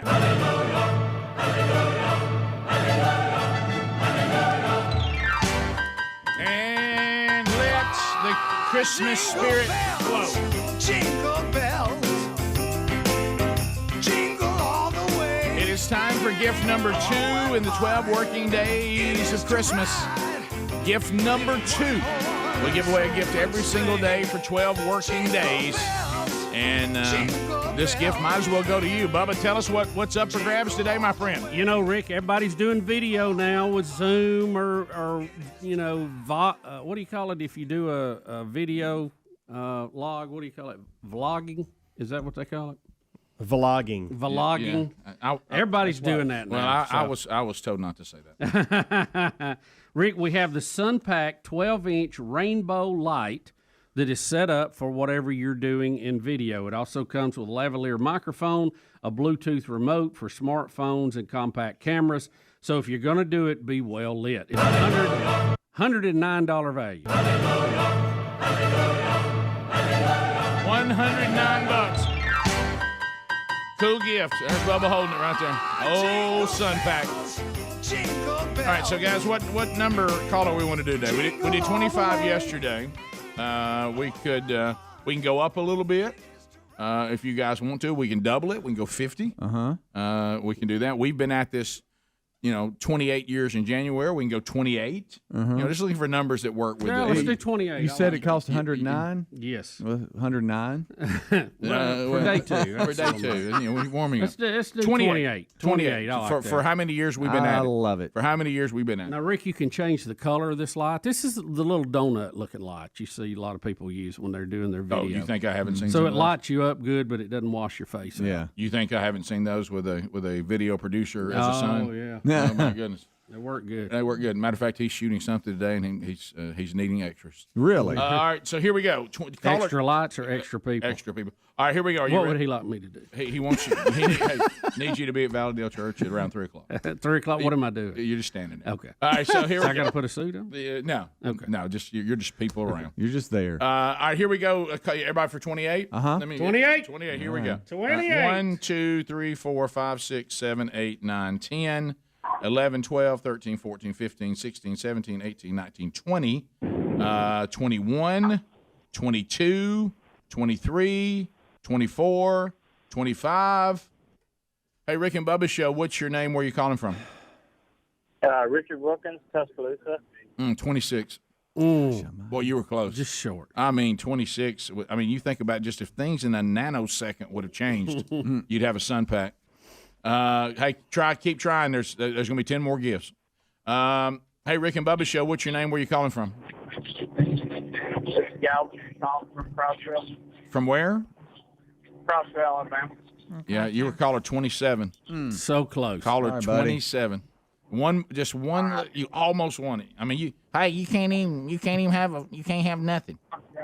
So there you go. And the phone was really bad, so it's kind of good that it didn't work out. I thought the same thing. Didn't know if we should say it, but I totally agree. I was thinking that. We all were thinking Let me be clear, though. If he'd been 28, he would have got it. No matter how bad his phone. That's right. I will say this. Am I thankful We'd have struggled through it. Am I thankful he didn't win? Yes, I am. This part makes me uncomfortable, but the quality of his phone helped a little bit. It did. It made me enjoy it. Yeah, you didn't feel so bad about that because you thought it was good for the show, like Bubba was talking about. They didn't win. Yeah. All right, here we go. You ready, guys?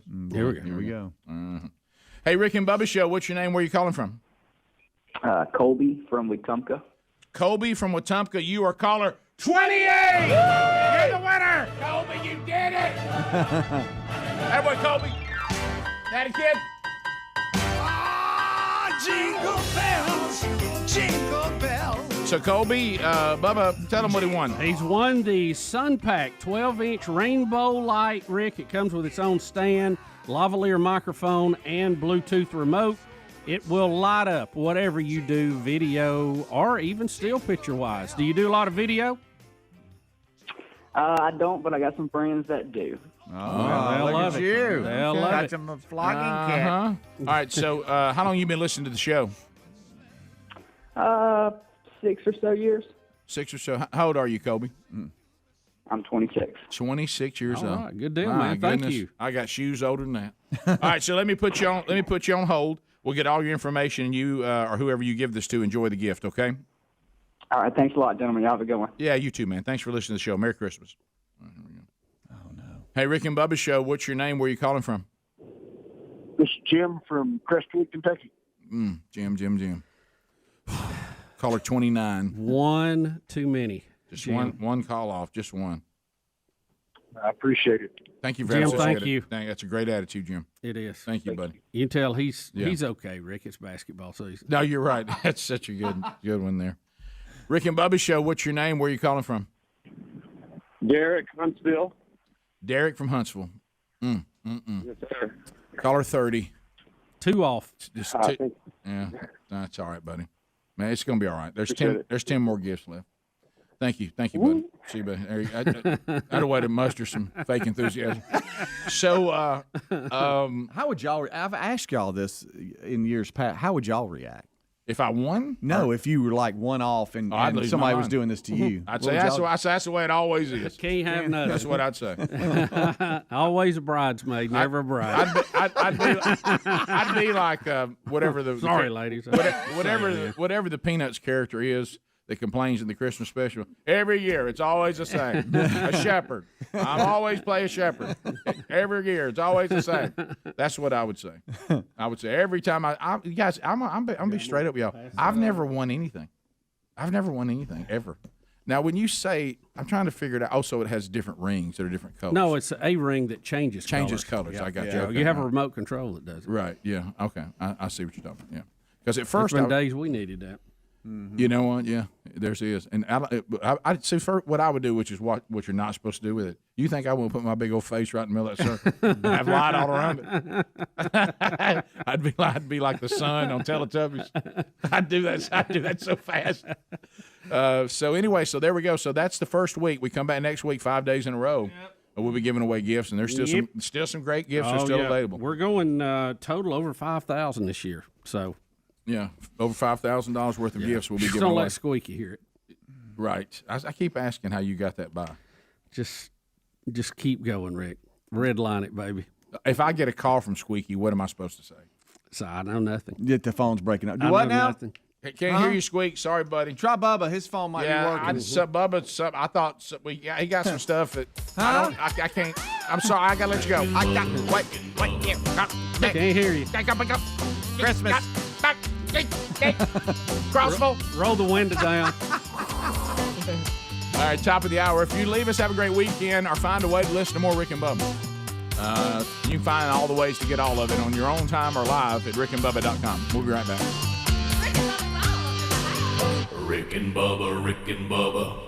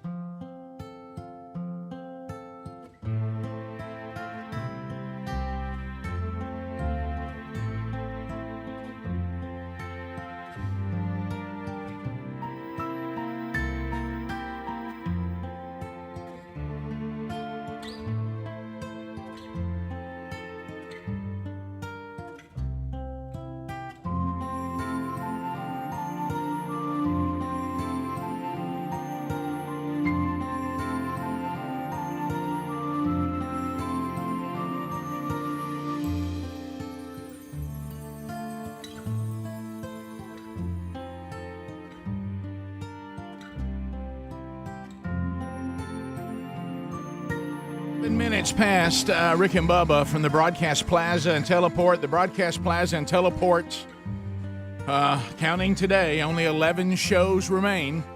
And then we come back, Lord willing, in 2022 from a brand new studio that is yet to be named. Speedy, the real Greg Burgess, Helmsy, Eddie Van Adler, all here.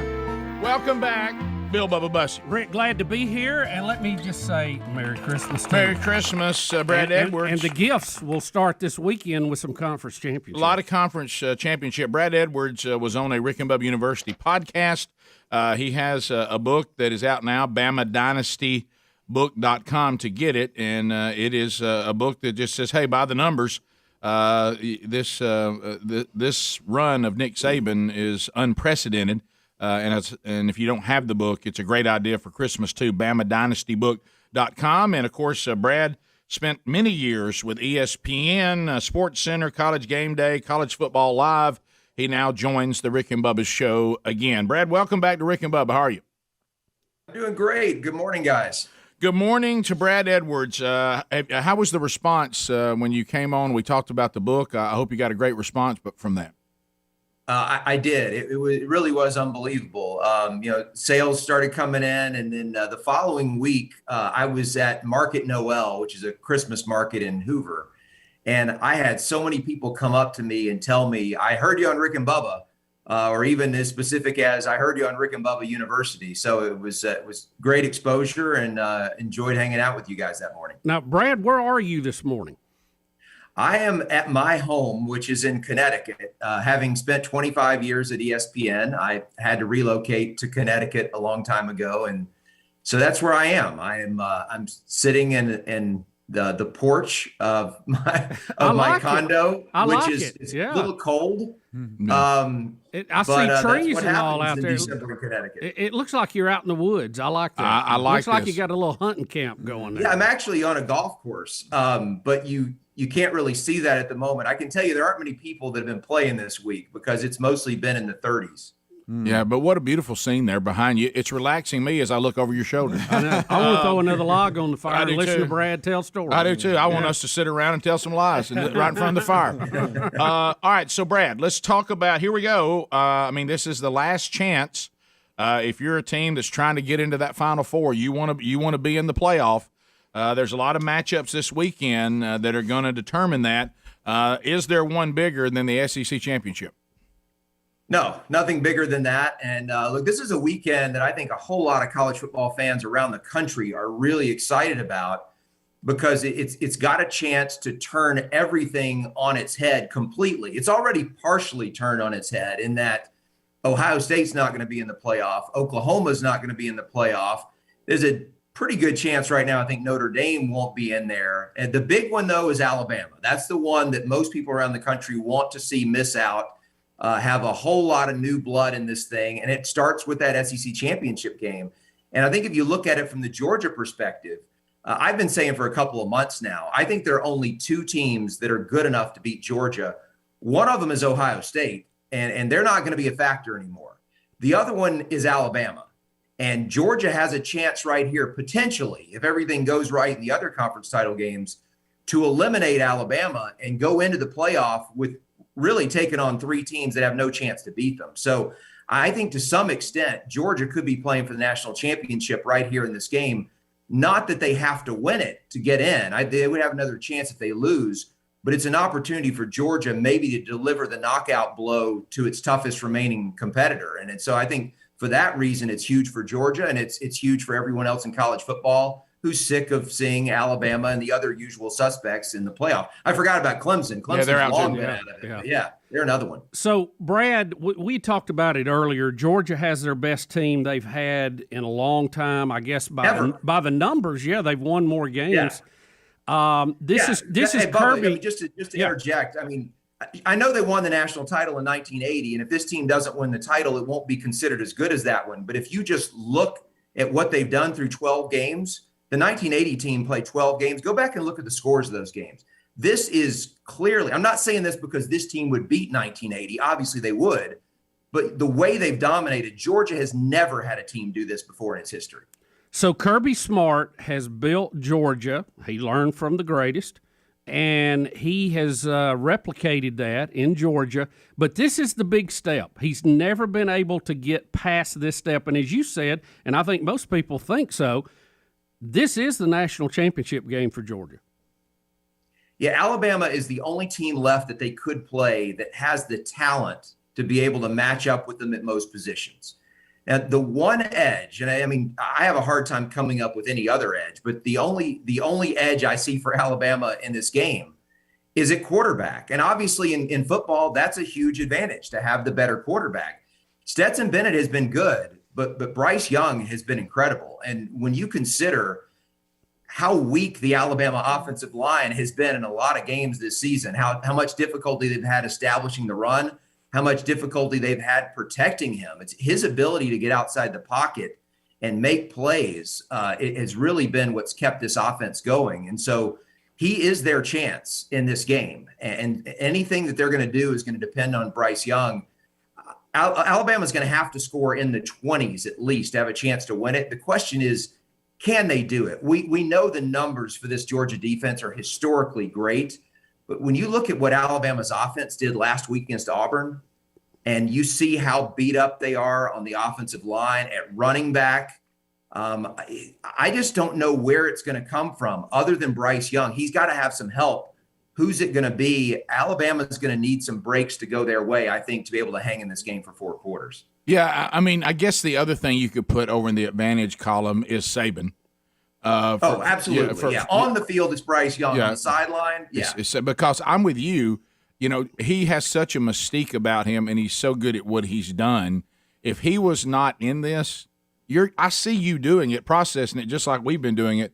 You really don't see a way that Alabama could beat Georgia this year with these two teams matching up, because where Georgia is strong, Alabama is weak, and that usually means disaster. But it's Alabama, and it's Bryce Young and Saban, so you can never discount them. Mm-hmm. Yeah, I think you're right. The strength of this Georgia team is its defensive front. The weakness of Alabama's team is its offensive line. And the fact that those go head-to-head make you wonder, where's Alabama going to come up with something? Now, maybe Saban has a few tricks that he saved. I mean, you basically never see Alabama run trick plays because they don't have to. Right. They can usually just line up and beat whomever. If you see them pull something out of the bag in the first quarter, that tells you that Saban doesn't think he has the horses to just line up and beat them. But it might take something like that for Alabama. And here's the thing about Saban. I mean, we all know how great he's been, how many championships he's won, et cetera. But this is an amazing number. At Alabama, in what I would categorize as postseason games, so we're talking about SEC championship, national semifinals, and national title games. Against top 5 teams, he is 14-3. He was 3-0 at LSU in those games. So you think about that, 17-3 against top 5 teams in these postseason, basically, winner take all, or at least everything on the line type scenario. So yeah, it's tough to go against Saban. But the coaches love to say it's not the X's and O's, it's the Jimmies and Joes. Yeah. And right now, Georgia has better Jimmies and Joes. All right, we'll come back. Brad Edwards is our guest. So we'll finish on that one. And then we got other teams that the matchup may not be as intriguing as Alabama, Georgia. But if they want to be in the 4, they got to get this done. And we have some other championship games that just look strange who's playing it. Yeah. It just looks strange. It really does. We'll be back 16 minutes past. More with Brad Edwards on the Rick and Bubba Show right after this. Rick and Bubba, Rick and Bubba.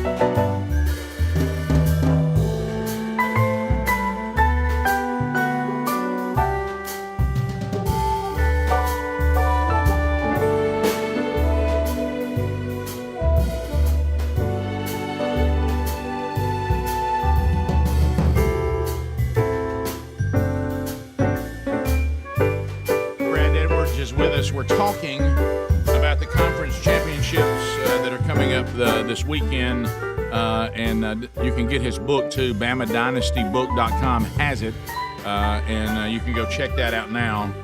Great book, great read, and we're wrapping up the discussion of the one that has the two highest ranked teams and has some of the biggest implications on the playoff, and that is the Alabama-Georgia SEC championship.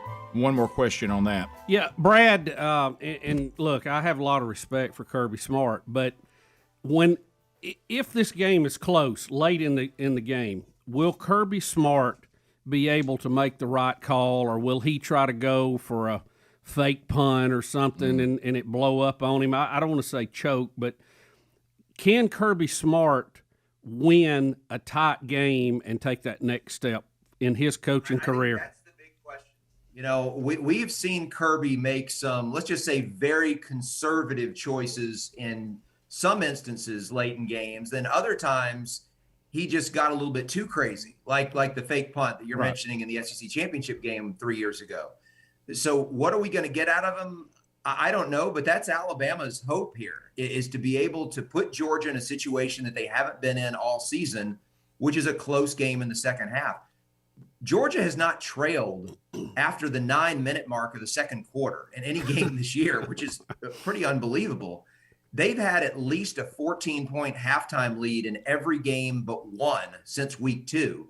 And that one game was against Kentucky. They were up 7 at the half, and they took the opening possession of the second half down and scored to go up 14. So they've had about a 2-touchdown cushion or more through the entire second half of every game since week 2. This would be foreign territory, and you do wonder, would they tighten up? You don't know until you see them in that spot, and so that's what Alabama's hoping to do, is to put them in that spot.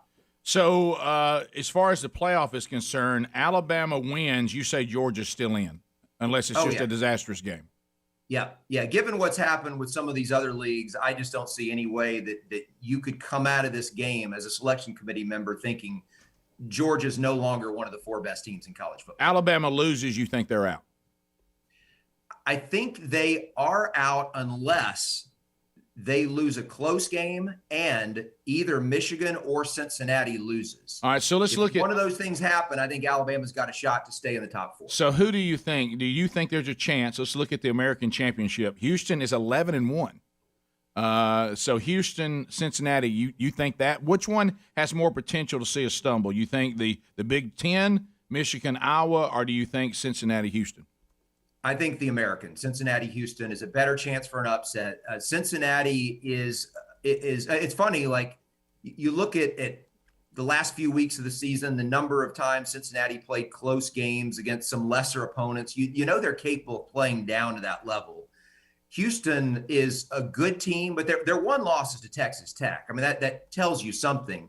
This is not a typical Houston team, though, not a typical Dana Holgorsen team. They're actually better on defense than they are on offense. And I think that gives them a chance here in this game. And look, the pressure on Cincinnati is extraordinary right now. The opportunity to do something historic, just like we talked about putting pressure on Georgia by being in a close game in the second half, I think there's even more pressure on Cincinnati because they can't afford a loss. So Michigan, we were talking about this in the break. They look really good against Ohio State, but you just almost get this feeling. Harbaugh has taken it to another level, but can they follow up an emotional win like that and play good football again? That's the thing. This has the perfect setup for a total letdown. Yeah. It wasn't just that they won a rivalry game last week. It was they won a rivalry game against a team that had absolutely had their number for a long time. This is just a huge burden released there for Michigan.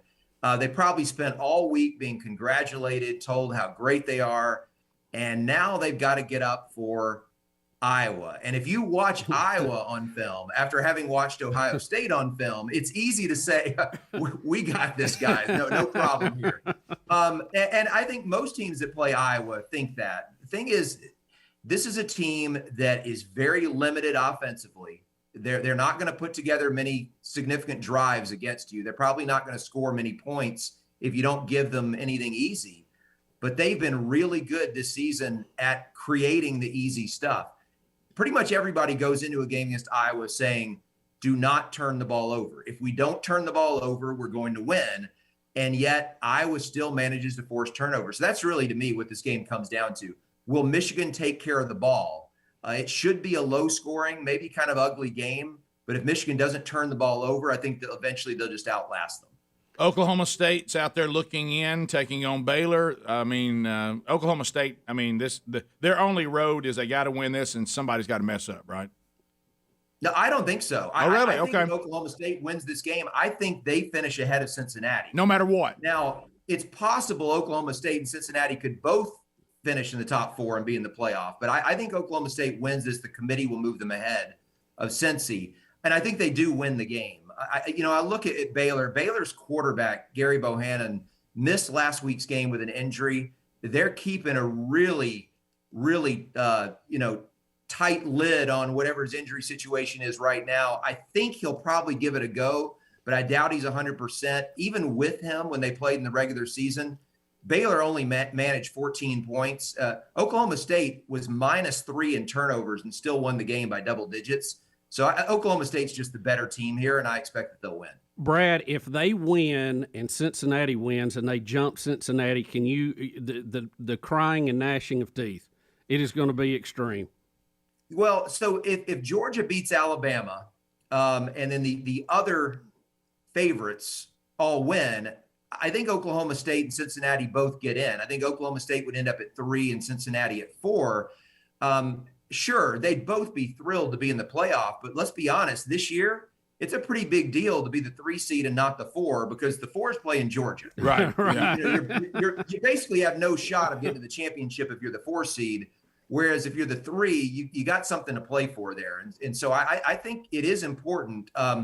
But to your point, if Alabama were to upset Georgia and then you have Michigan win, and then Oklahoma State and Cincinnati both win, and Oklahoma State were to jump over Cincinnati, it would be nuts as far as just all the complaints and people saying we've got to expand the playoff. They're going to do it anyway.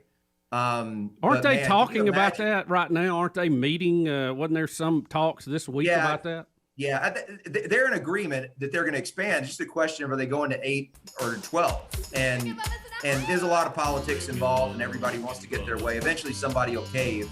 But if you could just imagine, Cincinnati was ranked number 2 in the AP poll in the middle of October. And for them to not lose a game from that point on and not finish in the top 4 with the selection committee, that would be tough to swallow. Thank you, Brad Edwards. Merry Christmas, buddy. Got it. See you, Brad. Thanks. All right, we'll be right back.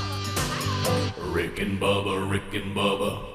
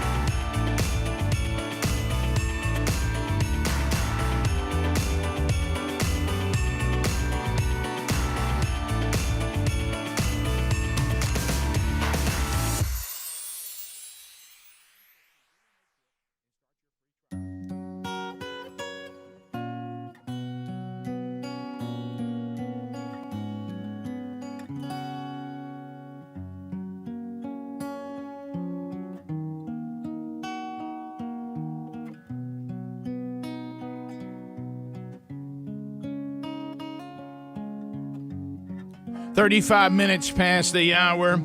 If you're joining us late today, you've missed a lot. You have missed a lot. You've missed Will of Meat. You've missed the second gift of Christmas on the 12 working days of Christmas. You've missed us break down all the conference championships this year. You missed Greg telling us again that he has fallen through the ceiling for now a second time in 10 years trying to get his Christmas tree. We've discussed that. You missed all that.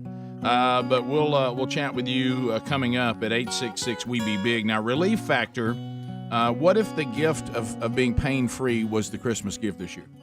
How about I want to be pain-free? I'm done with this. I'm ready to move to Relief Factor, and we have here's someone right now from Georgia, by the way, Connie, and they got a big game this weekend. Connie, I want to let you know what a wonderful product this is. I have back and hip issues, and nothing has worked for my pain. The pain has continually gotten worse over time, and after hearing you talk up my new best friend, Relief Factor, I decided to give it a try. Wow. After 2 days, I could feel the pain subsiding. The longer I've taken my daily doses, the better I feel and the less pain I have. I go to bed without pain. I wake up with no pain. Thank you, guys. This has been fantastic. I'm ready to take on all the Christmas cooking that I have to do every year. This year, I'll cook pain-free. Well, that's great. So if you'd like to find out more about it, it's all natural. ReliefFactor.com, only $19.95 for 3 weeks, and inside 3 weeks, you'll know if it works for you. Over 70% of the people that get the Quick Start Pack, they order more because it's working. And I hope it works for you, and if it does, this is a natural solution. There's a link at rickandbubba.com right there under the sponsors button, too. So, Bubba, Brian Kelly has taken on the LSU job, and sadly, many are saying he's tried to do a Louisiana/Southern accent in this clip. Now, this is the kind of stuff. Speedy's left the room. He said, I can't. No, I can't do this. We've seen Hillary Clinton try this. We've seen Kamala Harris try this. Look, we were uncomfortable with Coach O talking because we didn't know what he was saying. We've seen multiple people do this, and as Southerners, it's very, very troublesome to watch. Do we have an accent? I didn't know we did, but apparently we do. So here is Brian Kelly. Let's see. Now, I haven't heard this, so I may hear this and think people are being unfair. Yeah. I really don't know what's in store for me right here. Here he is talking to the LSU fans. Looks like I got a basketball game. So here we go. LSU, LSU, Rick? LSU, LSU, LSU, LSU. Thank you. Thank you. Well, this is a great way to get started, and I haven't even won all my games yet. Huh? It's a great night to be a Tiger. I'm here with my family, and we are so excited to be in the great state of Louisiana, but more importantly, to be with you great fans and to be part of what is going to be an incredible ride here at Louisiana State University. I didn't detect he was trying to talk. Yeah, maybe on family a little bit. There was a hair of it there. I see kind of what they're talking about. Not as bad as I thought. No. Well, see, to us, and I'll tell you how I look You at okay, it. Speedy? Yeah, how you doing there, buddy? There is country, and that's more of what I speak. Yeah. Okay. Yeah. Then there's Southern, and that's Foghorn Leghorn. Yeah, South Alabama. Right. Well, you really ton it up with the mint julep and the Tarnation. moss tree, tarnation, Every Belvedere, here boy, Southern person in every movie. and you think people don't talk like that? Yes, they do. They do. I know They do. them. Yeah, I do too. And I tend to mimic them when I'm around them. I shouldn't. You but ever it's heard? just a habit. Hey, you ever heard our governor Yeah. from down there in Montgomery? Lovely Montgomery. Montgomery, Tarnation. Hand me a mint julep. But I always get tickled when they try to do the Southern accent because they don't know. They're trying to do Foghorn Leghorn, but not do it too much. Yeah. And they don't just do country, which is what most of the people down here That's speak. us. That's Gary. I mean, hey, I didn't hear nothing Southern in his voice it out. Y'all, can I look? I'm gonna say would have this. been in Gary's voice? What if all of a sudden he said, "Hey, it's good to be here. Be here in LSU. LSU, Rick, hey, go Tigers." I don't want to make the LSU fans mad, but Good luck with that. I just got to tell you this. Brian Kelly is a strange match for me and LSU. Yeah. It just doesn't look right. You go from Coach O, who's ready to boil shrimp, to the Notre Dame head coach that's so proper. He doesn't know how to address the crowd. He's awkward chanting LSU to me. That was the most awkward part to me. It's just, and he's holding up an L, which you don't want to do that. You know. Huh? That's their do LSU. Do they do that? Yeah, that's the. But they do that. That's their horns. They do that. I guess. I mean, that's what I would. That's what I took. Ogeron's from was a that. little I mean, different. Yeah. But I don't know. It just feels weird. I think you're making the point of why they hired him, to clean some things up around there that needed to be cleaned up. Well, I think you can run a clean program, but not be a sojourner in that country. You know what I mean? Right. Well, now, what you're saying is right. Now, he may be radically successful there. It has nothing to do with his coaching ability.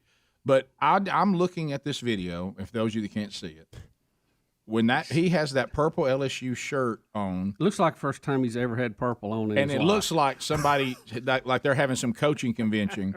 And Brian Kelly says, "Watch this. I'm gonna pretend to be the LSU coach." Right. You know, I mean, it just Yeah, you know, it don't it, look natural. right, and it may work out to be great. But I agree with you. It's an awkward pick, not but for his ability, but for the culture. And, See, Jimbo Fisher would fit into that culture more. Yeah. The look, Saban the talk did. that Saban Even though did. Saban, yeah, I mean, but was from West Virginia. And maybe Kelly will work. I don't know. It's just a strange. I guess the contrast between Coach O and him is just dramatic. Well, here's the good news, and back now, over to Helmsley's point, they hope the contrast continues, but on certain things. But anyway, but when you look at, but I get both points. But here's the thing: Brian Kelly is about, if he can do the job of those before him. By the way, including O. If they can continue to recruit the quality athlete that LSU has been known for, and he take on that kind of talent, he can be dangerous. Yeah. But it does look weird. I can't. It's like somebody keeps telling me Brian Kelly's the coach at LSU, and even seeing him, I think he's kidding around with us. That's what I can't really put it into words, but it just something doesn't look right. No, I'm with you. I mean, it looks like he's pretending like you know, skit. You know what it looks like when you bring a politician or a celebrity to your school, but they really didn't go there, and they come out and put on your team colors. Yeah, to try to lead a chant, to try to fit in. Exactly, that's what it felt like. It did. You know, but you know, over time we may go back and say, remember we used to think about he didn't fit in there. If you'll go back and watch him at Notre Dame in these, he's awkward. That's the thing. It's not that it's just LSU. So he's always awkward in these kind of moments. Is he? Yeah. Well, he's straight up. I'm a corporate professional guy, and I go in and get things done. I'm a hard nosed guy. Right. And in these moments, it's not my best, but I still have to do these things because I'm the head coach. Right. Does that make sense? Right. Like he's going to go. He could have been at Ohio State, and it would have looked as awkward. Yeah. I don't know this culture. See, Ohio State, he would really kind of look more at home in that culture to me, the way I look at it. Yeah, you remember when they had that coach that looked like he was a guy who wanted to come give a motivational speech. He was very successful, but every time you saw him, you thought he and Maxwell were going to speak at a conference together. And what was his name? And he had the gray hair, and he was the sweater, so refined. He had a sweater on at Ohio State, very successful. Oh, the guy that got run with off the tattoo thing. Yeah, Jim Tressel. Tressel. Yeah. So he's like a CEO of a company, and is basically today. I think he runs a program. Yes, he really Youngstown State, maybe. Or was at one there point. before you. Yeah. But I'm talking about like the president, by the way. If we're having our university, if we're having our crawfish boil, okay, down in Baton Rouge, okay. And Brian Kelly walks up to have some crawfish with us. It just like he's not going to fit in with You get the feeling he won't even know how to eat it. Right. You know what I mean? Right. Like he might just throw the whole thing in his mouth and start chewing. I mean, so a little tougher than I thought it'd be. It's yeah. Of course, he wouldn't leave Notre Dame unless a fairy godmother showed up and he got $250 million. Well, yeah, boy, that was 7 days before he left. Well, that wasn't a couple years ago. Well, all that was missing was the fairy godmother. Yeah, he got some good jack. He did get enough. I think his wife approved it. Yep. Well, he said she'd want to take a look at it. And I say good for him. I like when we watch programs like LSU pick up a coach that's got some expertise on winning and see what happens. Yeah. Right now, honestly, I know this sounds odd, and that we got some there's some celebrity coaches in the SEC, but all the other teams other than Georgia and Alabama need to get better. It's can they with them as good as they are? Are they sucking the life out of the conference? Well, you see that Kiffin, even though I think he is maximizing what Ole Miss can do. Yeah, 10 wins. Kiffin has been a success story at Ole Miss this year, no doubt. And I'm not sure he's not Coach of the Year. 15 minutes to the top of the hour. Rick and Bubba, Rick and Bubba.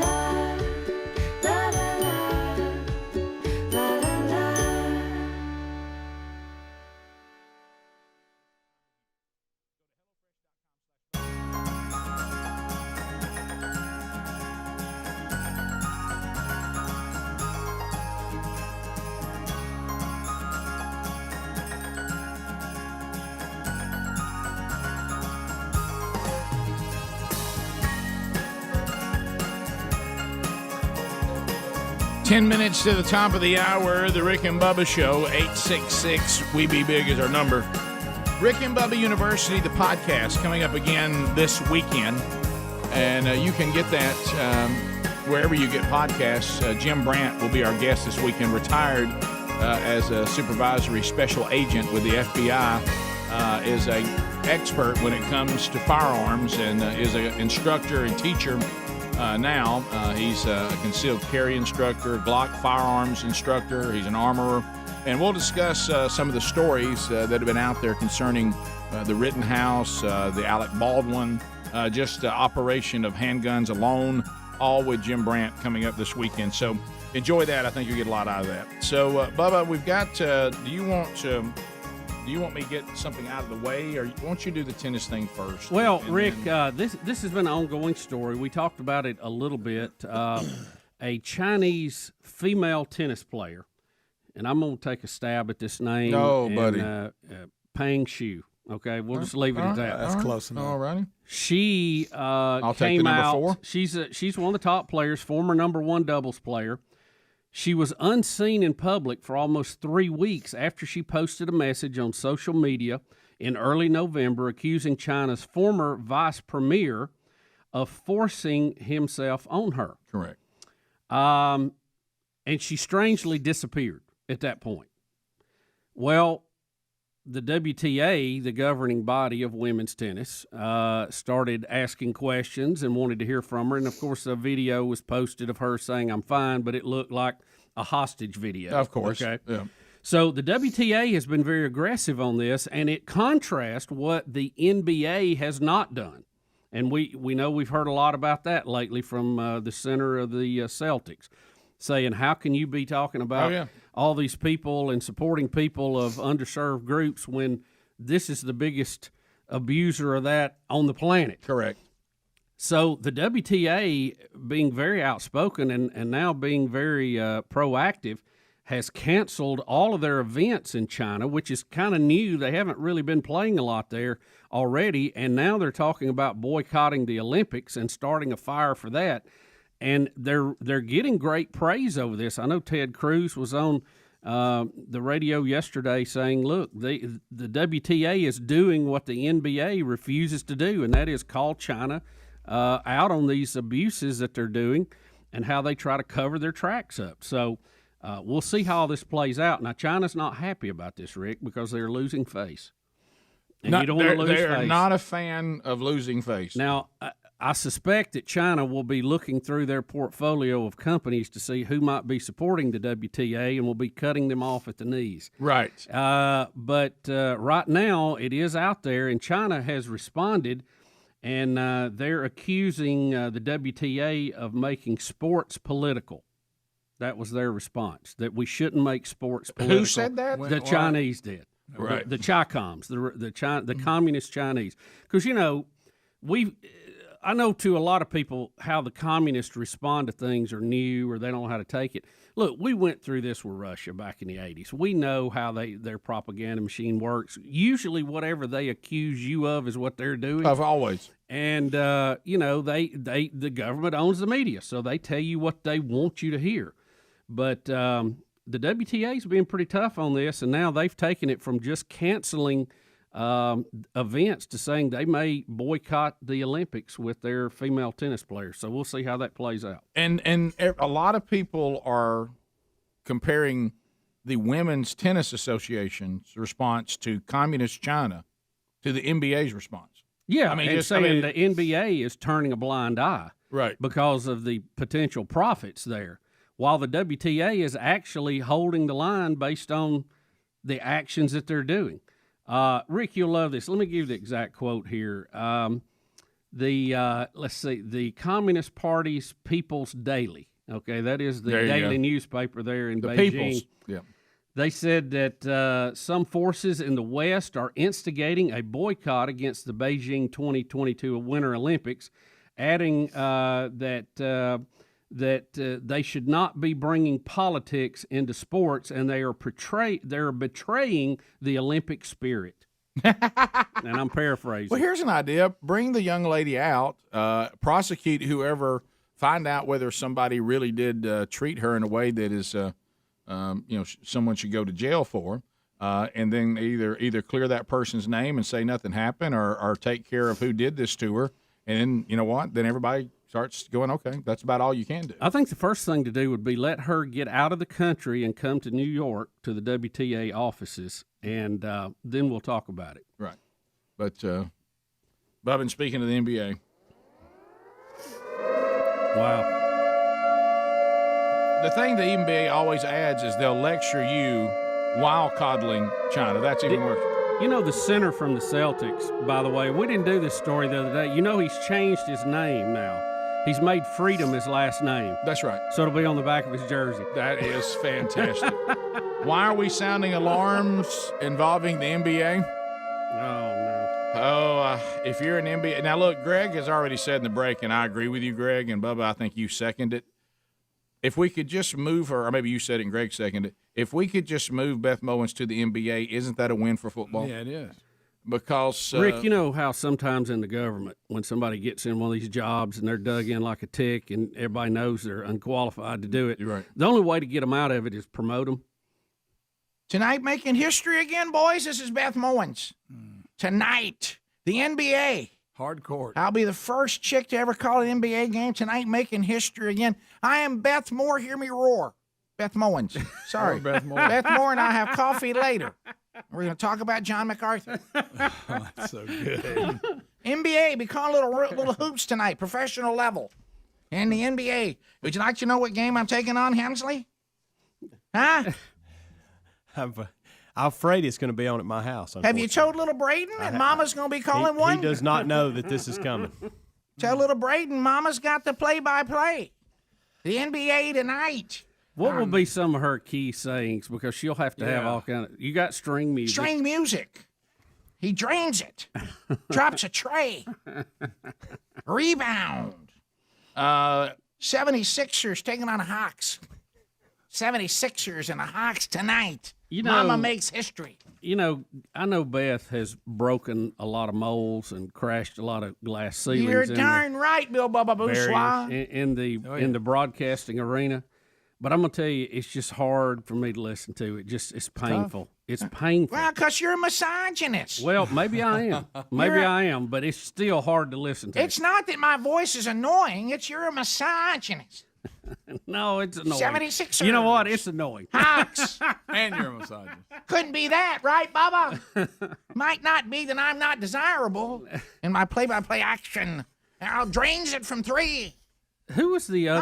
Somebody got a timeout. That's charging. Helms, who was the other female that we heard doing a ball game? And she was much more easy to listen to. But she doesn't make history. No, probably not. Doris Burke is another one, but I don't know. Yeah. You have the lady that does the Major League Baseball, and it's okay to listen to. Beth's voice is it's just so high and so shrill. Yeah, to your point, I've heard other women announcers, and they don't get on my nerves like this. Well, they're not as authoritative. They're not as authoritative as me. I speak with some authority. I know the game. I think if Beth maybe had a glass of wine and calmed down a little bit, it might be better. Well, I attend a non-denominational church as well. There we go. Bubba's our new deacon. Rick and Bubba, Rick and Bubba.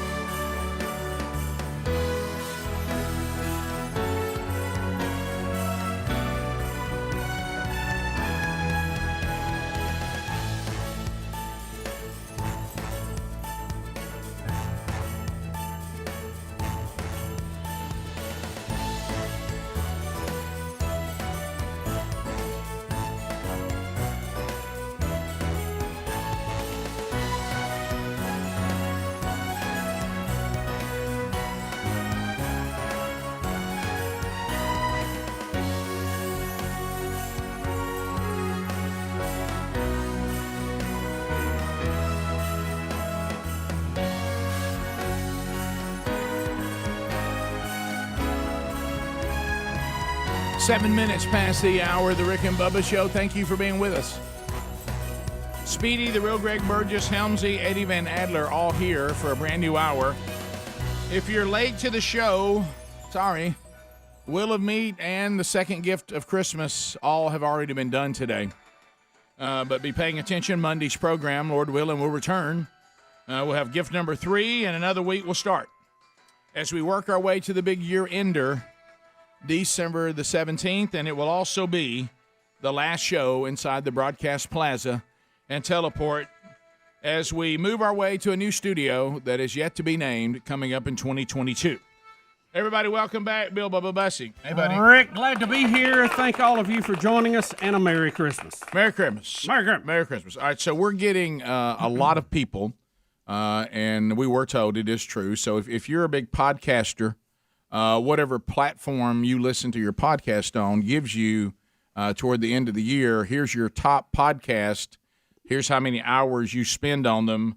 Here's how many minutes, and all this kind of stuff. So we're getting that. A lot of the Rick and Bubba supporters, thank you very much, that love that we offer 5 hours worth of podcast archives every day, and then a unique podcast, Rick and Bubba University, on the weekend. Another episode, by the way, coming out tomorrow. That people are sending us how many hours they've spent on the Rick and Bubba Show and showing the archives of the show as their top podcast. So there's nothing that equals it. Here is... Can I give you a couple that I noticed, Rick, was sent to us? First, Justin G. had sent, and he had listened to 234 episodes, which I thought was kind of incredible. Yeah. But then I got one from Miller A. Yeah. And he had listened to 256 episodes, which was 44,543 minutes. Wow. Yeah, that's the top one strong. I got. Yeah. I got several. He sent me one too, and he said, and the only thing you didn't mention is it was 740 hours. So that's wow. That's a bunch, Bubba. That's a bunch. Love it. And I love it. Yeah. Who is it? Justin G? No, Miller A. Miller A. was slightly ahead of Justin G. Miller A's beat him. Yeah. Right now, I think Miller A's the walking dog, isn't he? That's a great job right there. But I've loved all the other people that are just simply sending to us on social media and email that showing that Rick and Bubba logo at the number 1 slot. A lot of people are evaluating their life because of I this. know, And but I don't want them doing that too much. Well, this guy in email, Miller A, refers to himself as an addict. I'm a Rick and Bubba addict / Greg Minion. Yeah, yeah. Worst things to be addicted to. Well, that's true. That's the way I look at it. I mean, we all, there's something that's ingrained in the human experience that makes us susceptible to addictions. Yep. And I will say that addiction to, first and foremost, the Holy Word of God. Absolutely. But in that number 2 slot. Might as well be Rick and Bubba. And the number 1 slot on earth. There's nothing wrong with Rick and Bubba. No. If I can quote the song, I'm addicted. I'm addicted to Rick and Bubba. Bring it on now. Say. Come on. So a buddy of mine sent a text. He said that he listens while he works, and it's every day, all the hours, but he's working, and it's on background, and then, he kind of catches – if something catches his attention, he kind of pays a little bit more attention, but it's on all the time. And so he's still productive getting things done, but that's his entertainment, as he gets his day going. But he's working. Well, he's also immersed himself in a beautiful environment. Yeah. And what a work culture. Yeah. Do you remember that time? Fantastic. Do you remember that time that we did a study and we came to the conclusion that was unofficial, and it probably had a certain percentage of error, but you remember that we had people that were foremen, they were employers, they were supervisors, and they said when they allowed the show to be listened to by the people that were working, their productivity went through the roof. Oh yeah, remember we had farmers saying that their cows produce more milk. Absolutely, if they listen to the show. And one guy, that's real. And one guy who actually grew hair, but right, I think that was one of our hats. But still, Exactly. I mean, yeah, it was. Did you see the guy again over? That was Rick. You may remember one of the early entries into the merchandise area. Hey, we got your Bubba hat. That's right. Yeah, you remember that one? We've had some odd ones, haven't we? But when did you see the guy over Thanksgiving break that sent us the picture of him with the big old buck again? And he said every time he wears the Rick and Bubba hat, he had the hat and the shirt. And you saw what I posted. We can't make the claim that did it, but this did happen. Yeah. And he says it's happened before. Right. If it's a one-off, I don't pay much attention to it. But if a trend starts, about the 4th time you go, there may be something to this. Yeah. So I guess what we're trying to say is if you want to live a more productive, healthy, and successful life, listening to us has got to be part of it. Yeah. Yeah, and it needs to kind of be foundational, you know. So Yeah. you know, if you're going to do that, Sure. Is that Notre Dame naming their Yeah. coach? Yeah, that's official now. All right, so Notre Dame has named their new coach. Marcus Freeman, he was the defensive coordinator that I think probably Kelly wanted to take with him. Yeah. But he was the DC at Cincinnati, I believe, for a few years and been with Notre Dame not but a year or so. So they think highly of him. Yeah, So they're very excited about this. They promoted within. Were y'all getting a little tickled? I know I was and I think it started with RG3. Everybody that was promoting Tim Tebow to be the coach at Florida. Are you being serious? I never saw Oh, it. the whole show one morning was about that. Really? Oh yeah.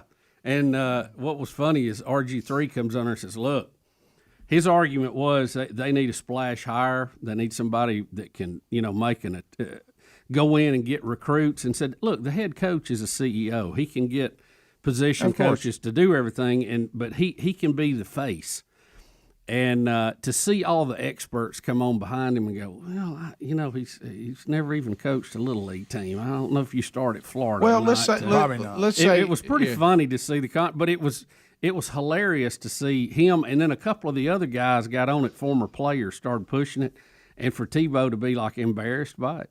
It was really funny. Well, they did put a caveat in there, and they said the only thing he can never work with the tight ends and teach them how to block. Yeah. By the way, that was my lowest Tebow moment. Boy, that was bad.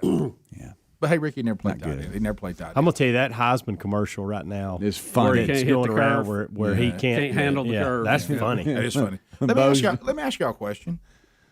I'm so glad you brought this up. It hit me yesterday, and I'm like, I need to remember that for the show tomorrow, and of course I didn't. But now y'all just brought it up, so I've remembered. You can even tell your phone to leave you a note. You're right. You're right. Yeah. But listen, but I have to look at it. Yeah. But let's go back to this. Why is Cam Newton never in a Heisman House commercial? Has he ever been in one? No. I don't think he has. Didn't he win the Heisman? Yeah, he did. Is he not in the Heisman House? Rick, a lot I've of them, never I seen think, him.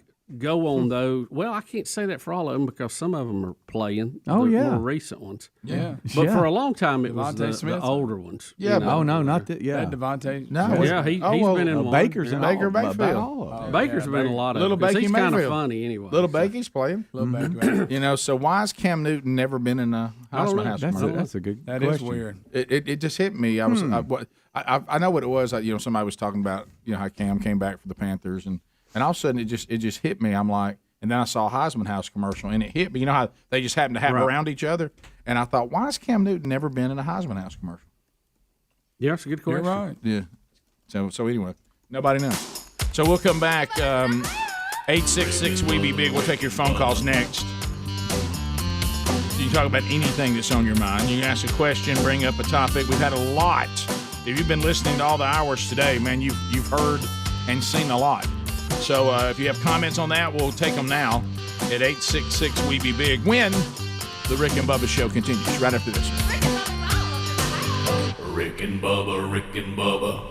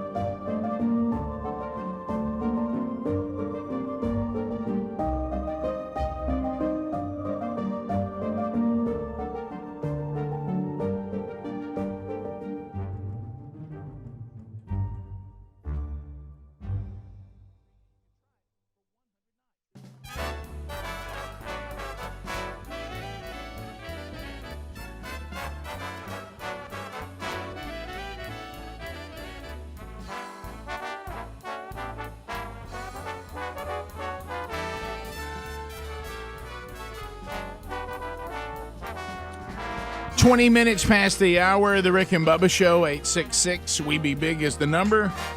As we make our way back, phone trolling is roaring in, and all 10 lines are available. Time to talk to the people. First, O'Reilly Auto Parts upcoming events. If you go to themanchurch.com, you got an opportunity to go out and see 3 of the guys that are speaking here in the month of December. And one of those is coming up on Monday night. Lee Moore from Team Rick and Bubba, Team Man Church will be out, and he'll be speaking. Lee, of course, knows how to plug in the discipleship strategy. And if you're in Ashland, Alabama, and you get the opportunity to go out and see him there at Olive Baptist Church on Monday night, be sure and do so. And he'll be telling you exactly how you can implement the entire system. The entire association will all be there. If you so desire and you want to plug in that strategy, Lee will be there to help you with that. He also have a message for the men who will be attending. December 11th, Mark Garnett, West Mobile Baptist Church of Mobile, Alabama. And then the 16th of December, Man Church at First Baptist Church, Opelika, Alabama. Mac Brunson will be speaking there. So you can find those at themanchurch.com. Also, look at rickandbubba.com, upcoming events, and you'll see February the 4th, the Man event. This is a great idea for the men on your Christmas list. Tickets to be there for that. Hugh Freeze will give his testimony. Sherry and I will be speaking together. I also get to do some speaking on my own as well. And Charles Billingsley will be doing worship for us there. It'll be Friday night in beautiful Pensacola, Florida, there at Olive Baptist Church, which is a great church. Ted Traylor and the staff there are just second to none. And we'll have a great event, and the tickets are on sale for that now. And then the Pursuit Men's Conference in 2022 in Dothan, Alabama, February 18th and 19th. Jonathan Evans, Andy Blanks, I'll join them speaking there as well, and Charles Billingsley will be leading worship also. So you can get tickets to either one of those great gift ideas by going to rickandbubba.com under upcoming events. To the phones we go. Let's start with Atmore and Brent standing by. Brent, 30 seconds, go. Morning, guys. Hey. Hey, buddy. Hey, twofold question, real quick. Your voting criteria for a candidate from top to bottom. What do you look at first and go down? And second question, have you guys ever contemplated doing an interview with Katie Britt? And I'll hang up and listen. No, on the second, there's been some opportunities to do that, mainly because and we've violated this in the past, and honestly went on to regret it, or I did personally. When it comes to primaries, I mean, unless the Democratic Party is going to change something drastically anytime soon, I'm not going to vote for the Democrat ever. And current time, modern day, what the Democratic Party would represent at the local level, the state level, or the federal level. So when you get into primaries, when they're all Republicans, well, all of them want us to interview them, and all of us want them to have us on, and all of them, and there's really no way to do that. So the easier thing is when the primary is over, and you've got a Republican versus a Democrat, some of that gets easier, simpler. But the criteria you're looking for, I think, in the beginning, does the person adhere to the Constitution? How big do they want government to be? Mm-hmm. And do you prefer that this person not just say they're a person of faith, but actually live as a person of faith? If that person has some integrity in that claim, that's always something that draws me to them. But wouldn't you say general conservative values is a good starting point? I try not to litmus test, but we do to some degree. Mm-hmm. But you got to have conservative values. You got to be, traditional marriage, anti-abortion. You've got to be taxes. You got to be. Mm-hmm. You got to be. Get the government out of as much as you can. And, it kind of starts there. And like I say, most of the people running are going to be in agreement on 95% of those issues. There may be one or two different. So it really doesn't there's no gain for us to get involved in the primary part of it. And then you also have some other laws dealing with equal time and one thing and another that comes into play on some federal elections. So we try to just kind of stay out of that. We'll give you our opinion on something, but we just have kind of stayed away from interviewing them unless there is a bona fide news story that needs to be covered. Yeah, in my personal life and with this platform, I was not involved at all. Then I had a run. I got really involved, and I didn't like that either. And now I've kind of gone back to somewhere in between. But I don't spend much time on all that as much as I did at one time. Let's continue with what's next? Braxton Florence, WLAY. Braxton, go ahead. Hey, Merry Christmas, Biggins. Hey, You back too, at you. buddy. Hey, on the Heisman deal, according to a recent interview with Bo Jackson, the way that works is Nissan picks a week. They do all of those in 1 week, and they send an invitation to every living Heisman winner, and it's up to them whether they show up or not. So it's just by invitation, and the Heisman winner decides whether or not they're going to be a part of it. You know, part of it too is probably if some of these guys have contracts with other autos, or maybe local dealers or other makes and models. So because I'm sure that some of them have other deals. Eric, welcome to the program. Millbrook, go ahead. Eric, what's up, guys? How's it going? We're good. Good. How about the SEC championship? What do you guys think about that? Well, we had a long discussion about it about an hour ago, and you may have missed that with Brad Edwards. I think that it's clear that Georgia is the favorite. They have the better team as far as players on the field, but you're talking about Alabama and Nick Saban, and they have enough players to definitely upset Georgia. But I think Georgia's the favorite in the game. And Rick, look, Alabama's 11-1 playing the SEC West, so this may not be the best team they've had in recent years, but they're still pretty darn good. Oh, no question about that. Yeah. Let's go to Jim and Hartselle. Jim, go ahead. 30 seconds. How are you? Hey, good morning, Biggins. Doing good today. Hey, I want to make comments about Alec Baldwin. He's been in so many movies, multiple movies with firearms, whether he has handled them or just been around them. He should have known to check that weapon before he done anything with it. As soon as it's handled him, he should have known. I'm sure it may not have been a rule at that particular stage, but yeah, I'm kind of in agreement with you. I know they have professionals that take care of that, but when it comes to a gun, when it's handed to you, you got to be responsible for what's going on with it.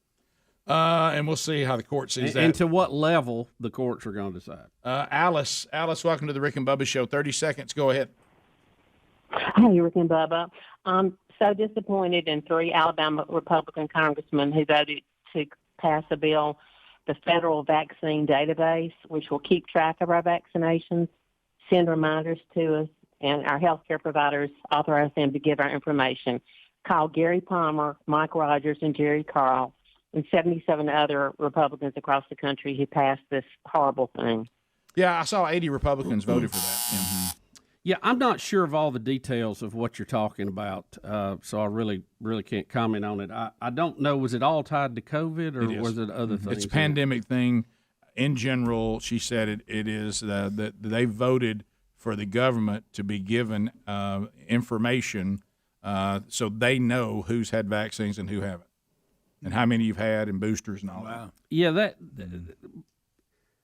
framing it like that, I find it very odd that some of those people you mentioned would vote for it. Was there something else tied to it? Sure. Was there a poison pill involved or something? That doesn't sound normal.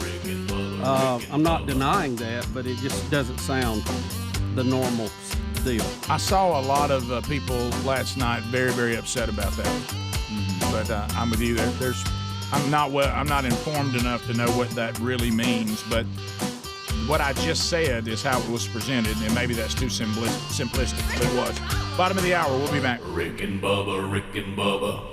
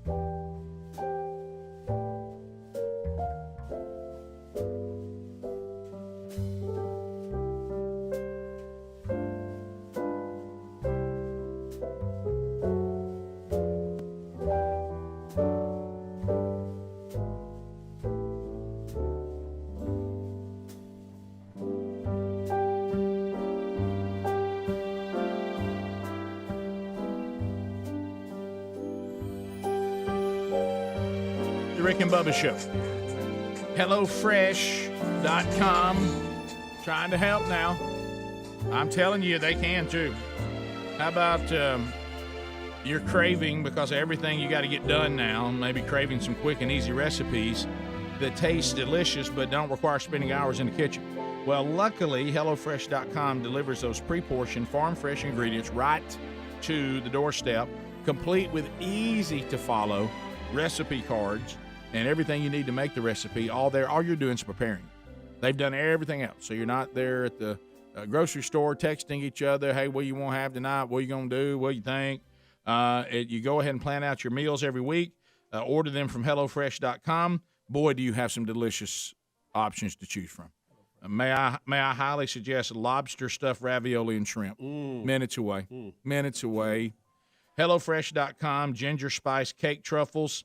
The promo code Bubba at HelloFresh.com gets you up to 14 free meals plus 3 free gifts.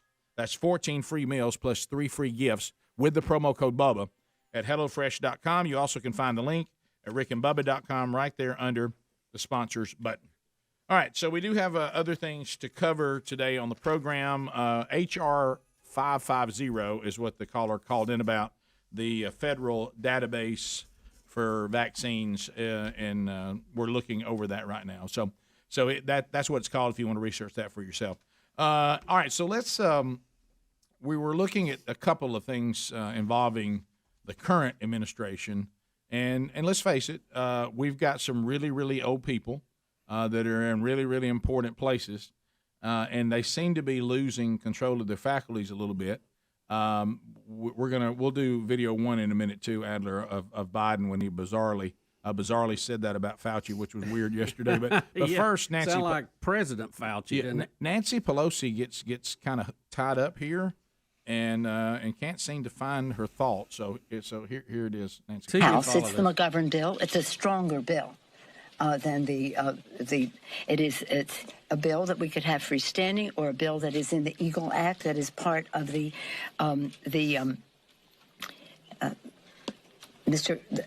Foreign Affairs Committee, Mr. Kendrick Meeks,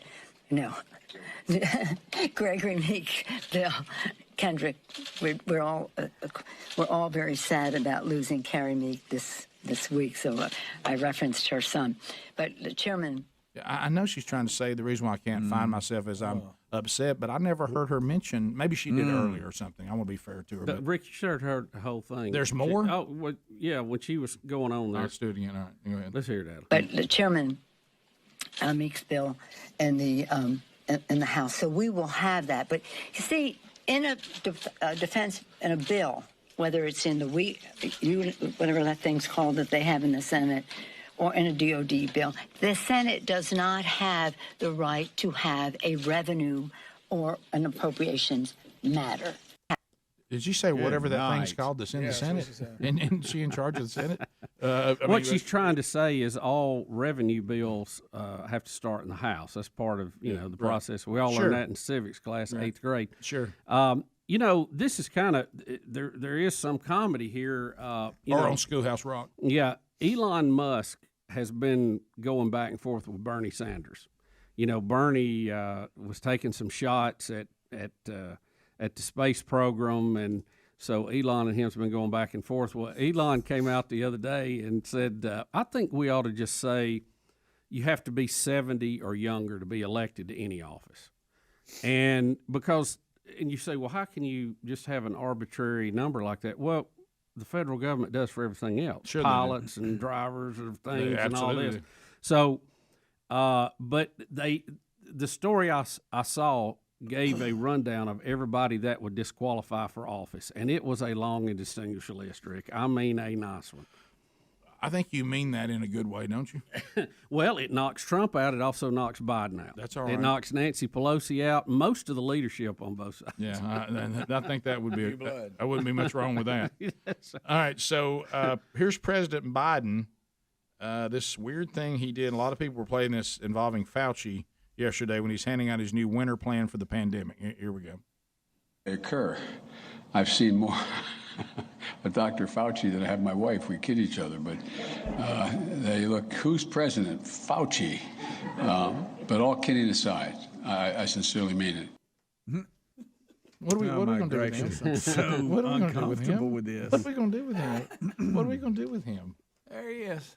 He's got another hot mic. By these two things we just played, these people that we just played, these two people, tremendous power. Yeah. Oh, yeah. I mean, tremendous responsibility. Tremendous power. Oh, yes. Fauci. Isn't that scary? Yeah. Guys, I tell you what I saw the other day, Bubba, and you look for it, and it is one of the signs, by the way, and you look for it, and you called this months ago, Bubba, months ago. I watched him the other day walk across some open area, okay, and he does that. He's shuffling his feet. Yeah, I mean, he's absolutely shuffling his feet. Did they give him something to hold? They don't want him swinging his arms. Well, this time, unfortunately, no. They've been giving him things to carry because when have you seen the president carrying notes? Yeah, right. Yeah, and like getting on and off of the helicopter. And stuff. like he was a co-ed getting across campus. Yeah. But anyway, so.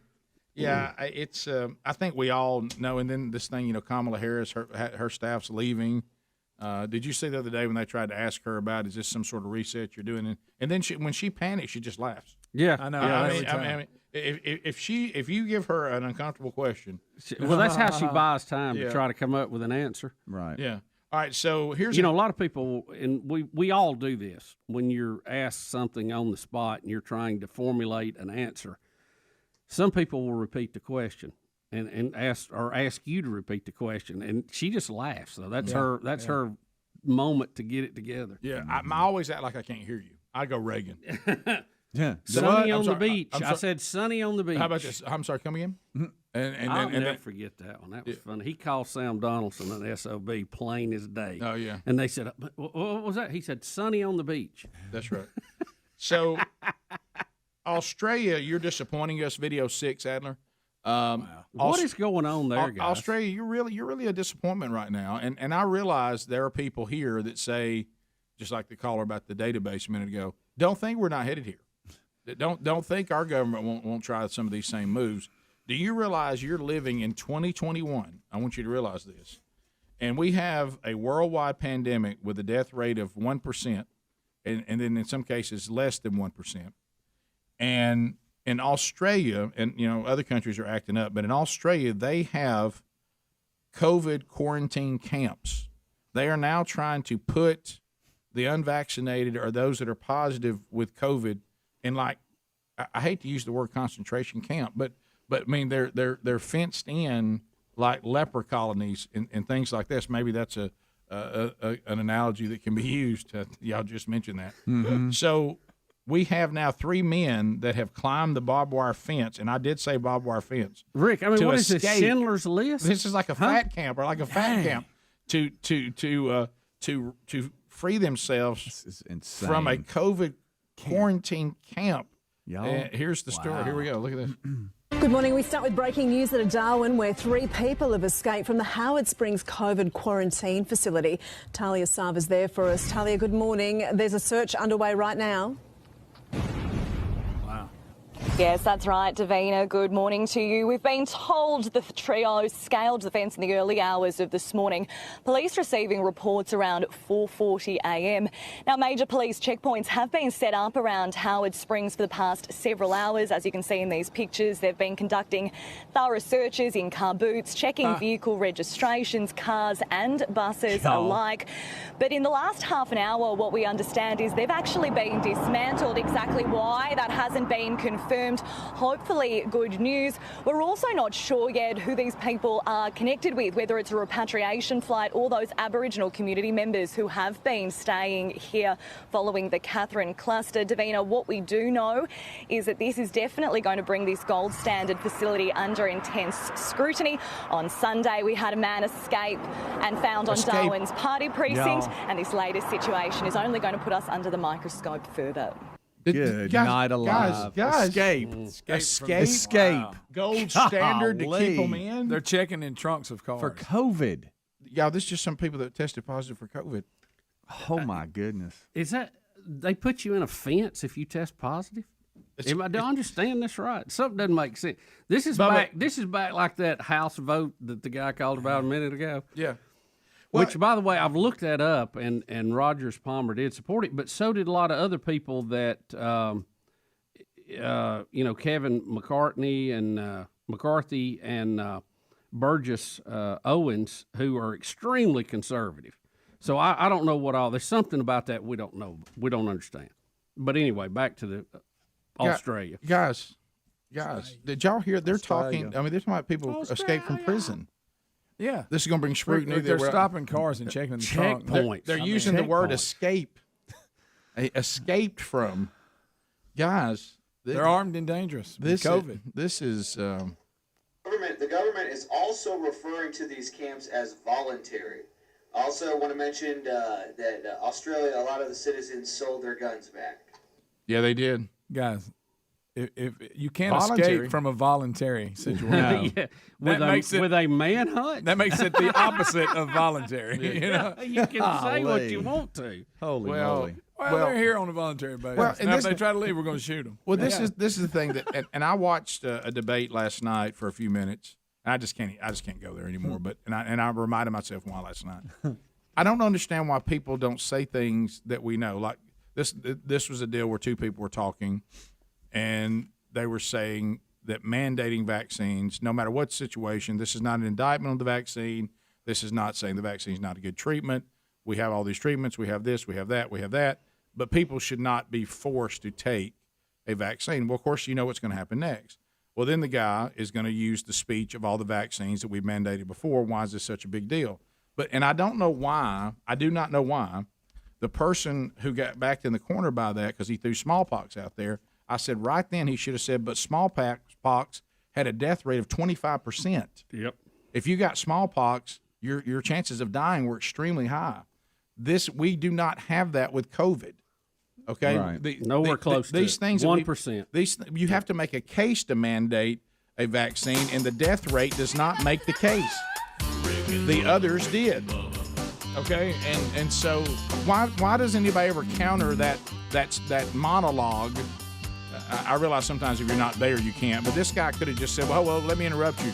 You're right on smallpox, but the death rate was 25% worldwide. Right. And that's a little bit different than 1 and less than 1%. That's two different worlds. We'll be back. Rick and Bubba.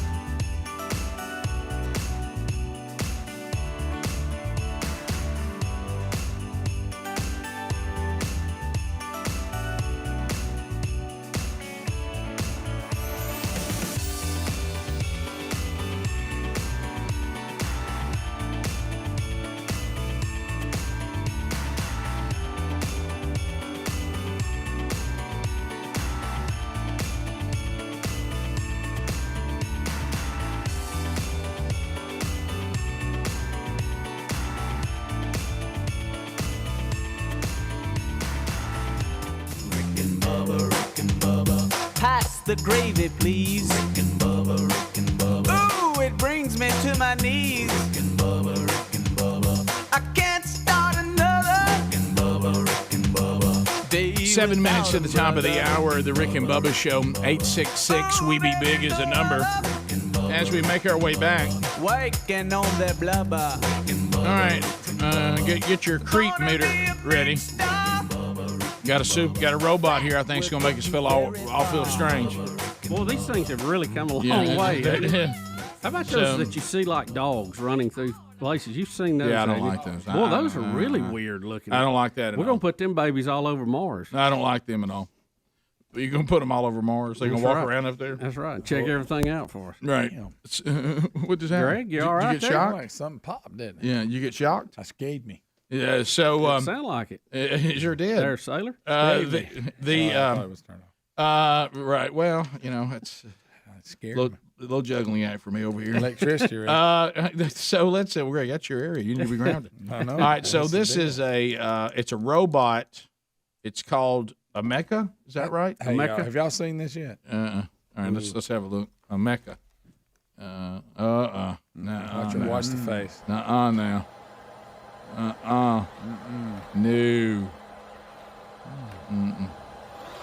Uh-oh. Look at that face. Oh, no. Oh, y'all, Guys, that looks real. Now. This is the kind of stuff we can't have. We're over the line now. This is not good. For long, it'll be driving your Tesla for you. You don't need it to drive your Tesla. It drives itself. Yeah, but you would think the hands would work better, considering as far as the face looks. You Picture know? having one of them and said, did they just make it like it was taking a breath? Yes. Yeah. Look at the guys. look We're at gonna the have one of those in the expression. house, like guarding the fridge, No, going, we- "You cannot eat right now." No, I ain't. No, I think you're gonna have one. Look at that. Working around the house. So that's the problem. Where you going? That's No, creepy. No. You're over your calorie limit. No. They said Bill I got a Clinton. blue face. They said Bill Clinton just ordered the first one. He said she ain't bad. Hey, by the way, have you seen them now finding all the records on how many times Epstein was coming to the White House? Hello, tighter than most people thought. It was like Grand Central Station. Like 17 times. And the pictures of them taking pictures together. Did you say 7? 17 Yeah, times. 17. Yeah. 17 visits to the White House, 12 in 1994, 2 a day on 3 different occasions. Wow, they'd be busy. Yeah, they're there. Did they say if you stayed in the Lincoln bedroom? Well, Ain't that a big deal if you get to go stay there? yeah, apparently, Greg. I know. Do you want to stay there? Somebody said. I don't think so. God.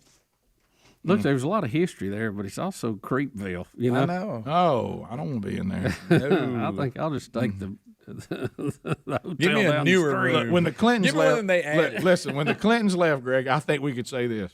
I think a Motel 6 on a county highway was cleaner than that Lincoln bedroom. I bet they changed the sheets more. You're probably right. No, now. Epstein was up there a lot. They were running buddies a little bit. Of course, Clinton didn't. He didn't know anything about it. He only met him a couple times. All right, here's more of this weird stuff going on with the pandemic as it continues and variants and. I actually saw a story today. This is where it gets me with all this, and like I said, I just don't have the energy for it anymore. Mm-hmm. It's one of those things where I'm almost to the point with the pandemic where it goes on that headline. Y'all come on out, they got us. Yeah, Hey, just man, what we just you know what we'll do best we can with it.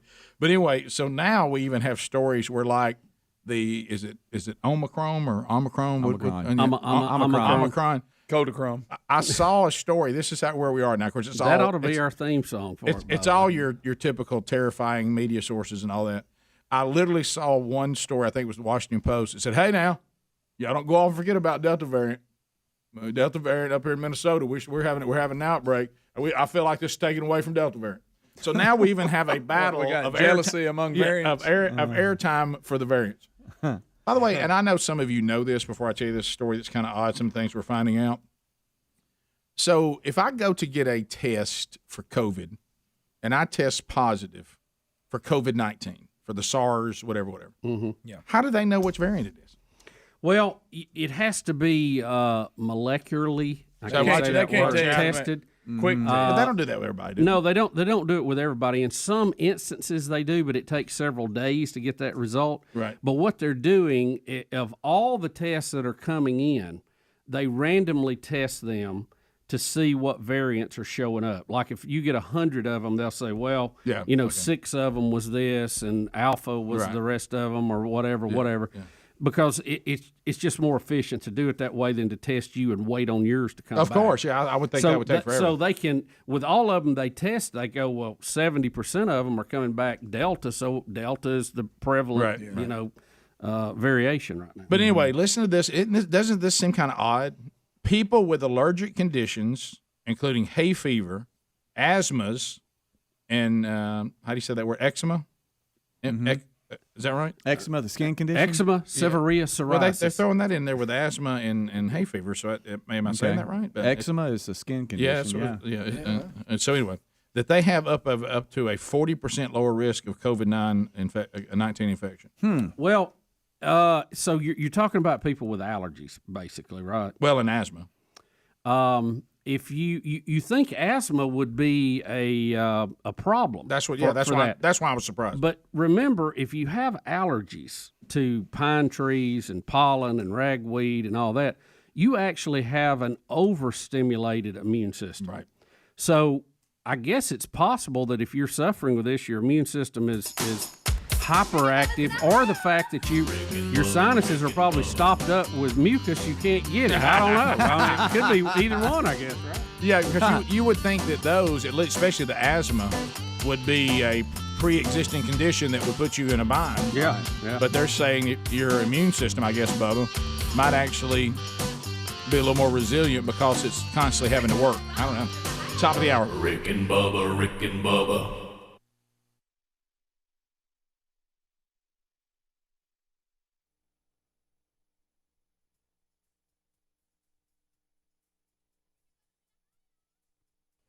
Hey, thank you for watching Rick and Bubba live on our YouTube channel. We're here live every Monday through Friday. Be sure to subscribe and hit the little bell for notifications. Rick and Bubba, Rick and Bubba. Day without him, brother. Rick and Bubba, Rick and Bubba. Oh, there is no other. Rick and Bubba, Rick and Bubba. Waking on their blubber. Rick and Bubba, Rick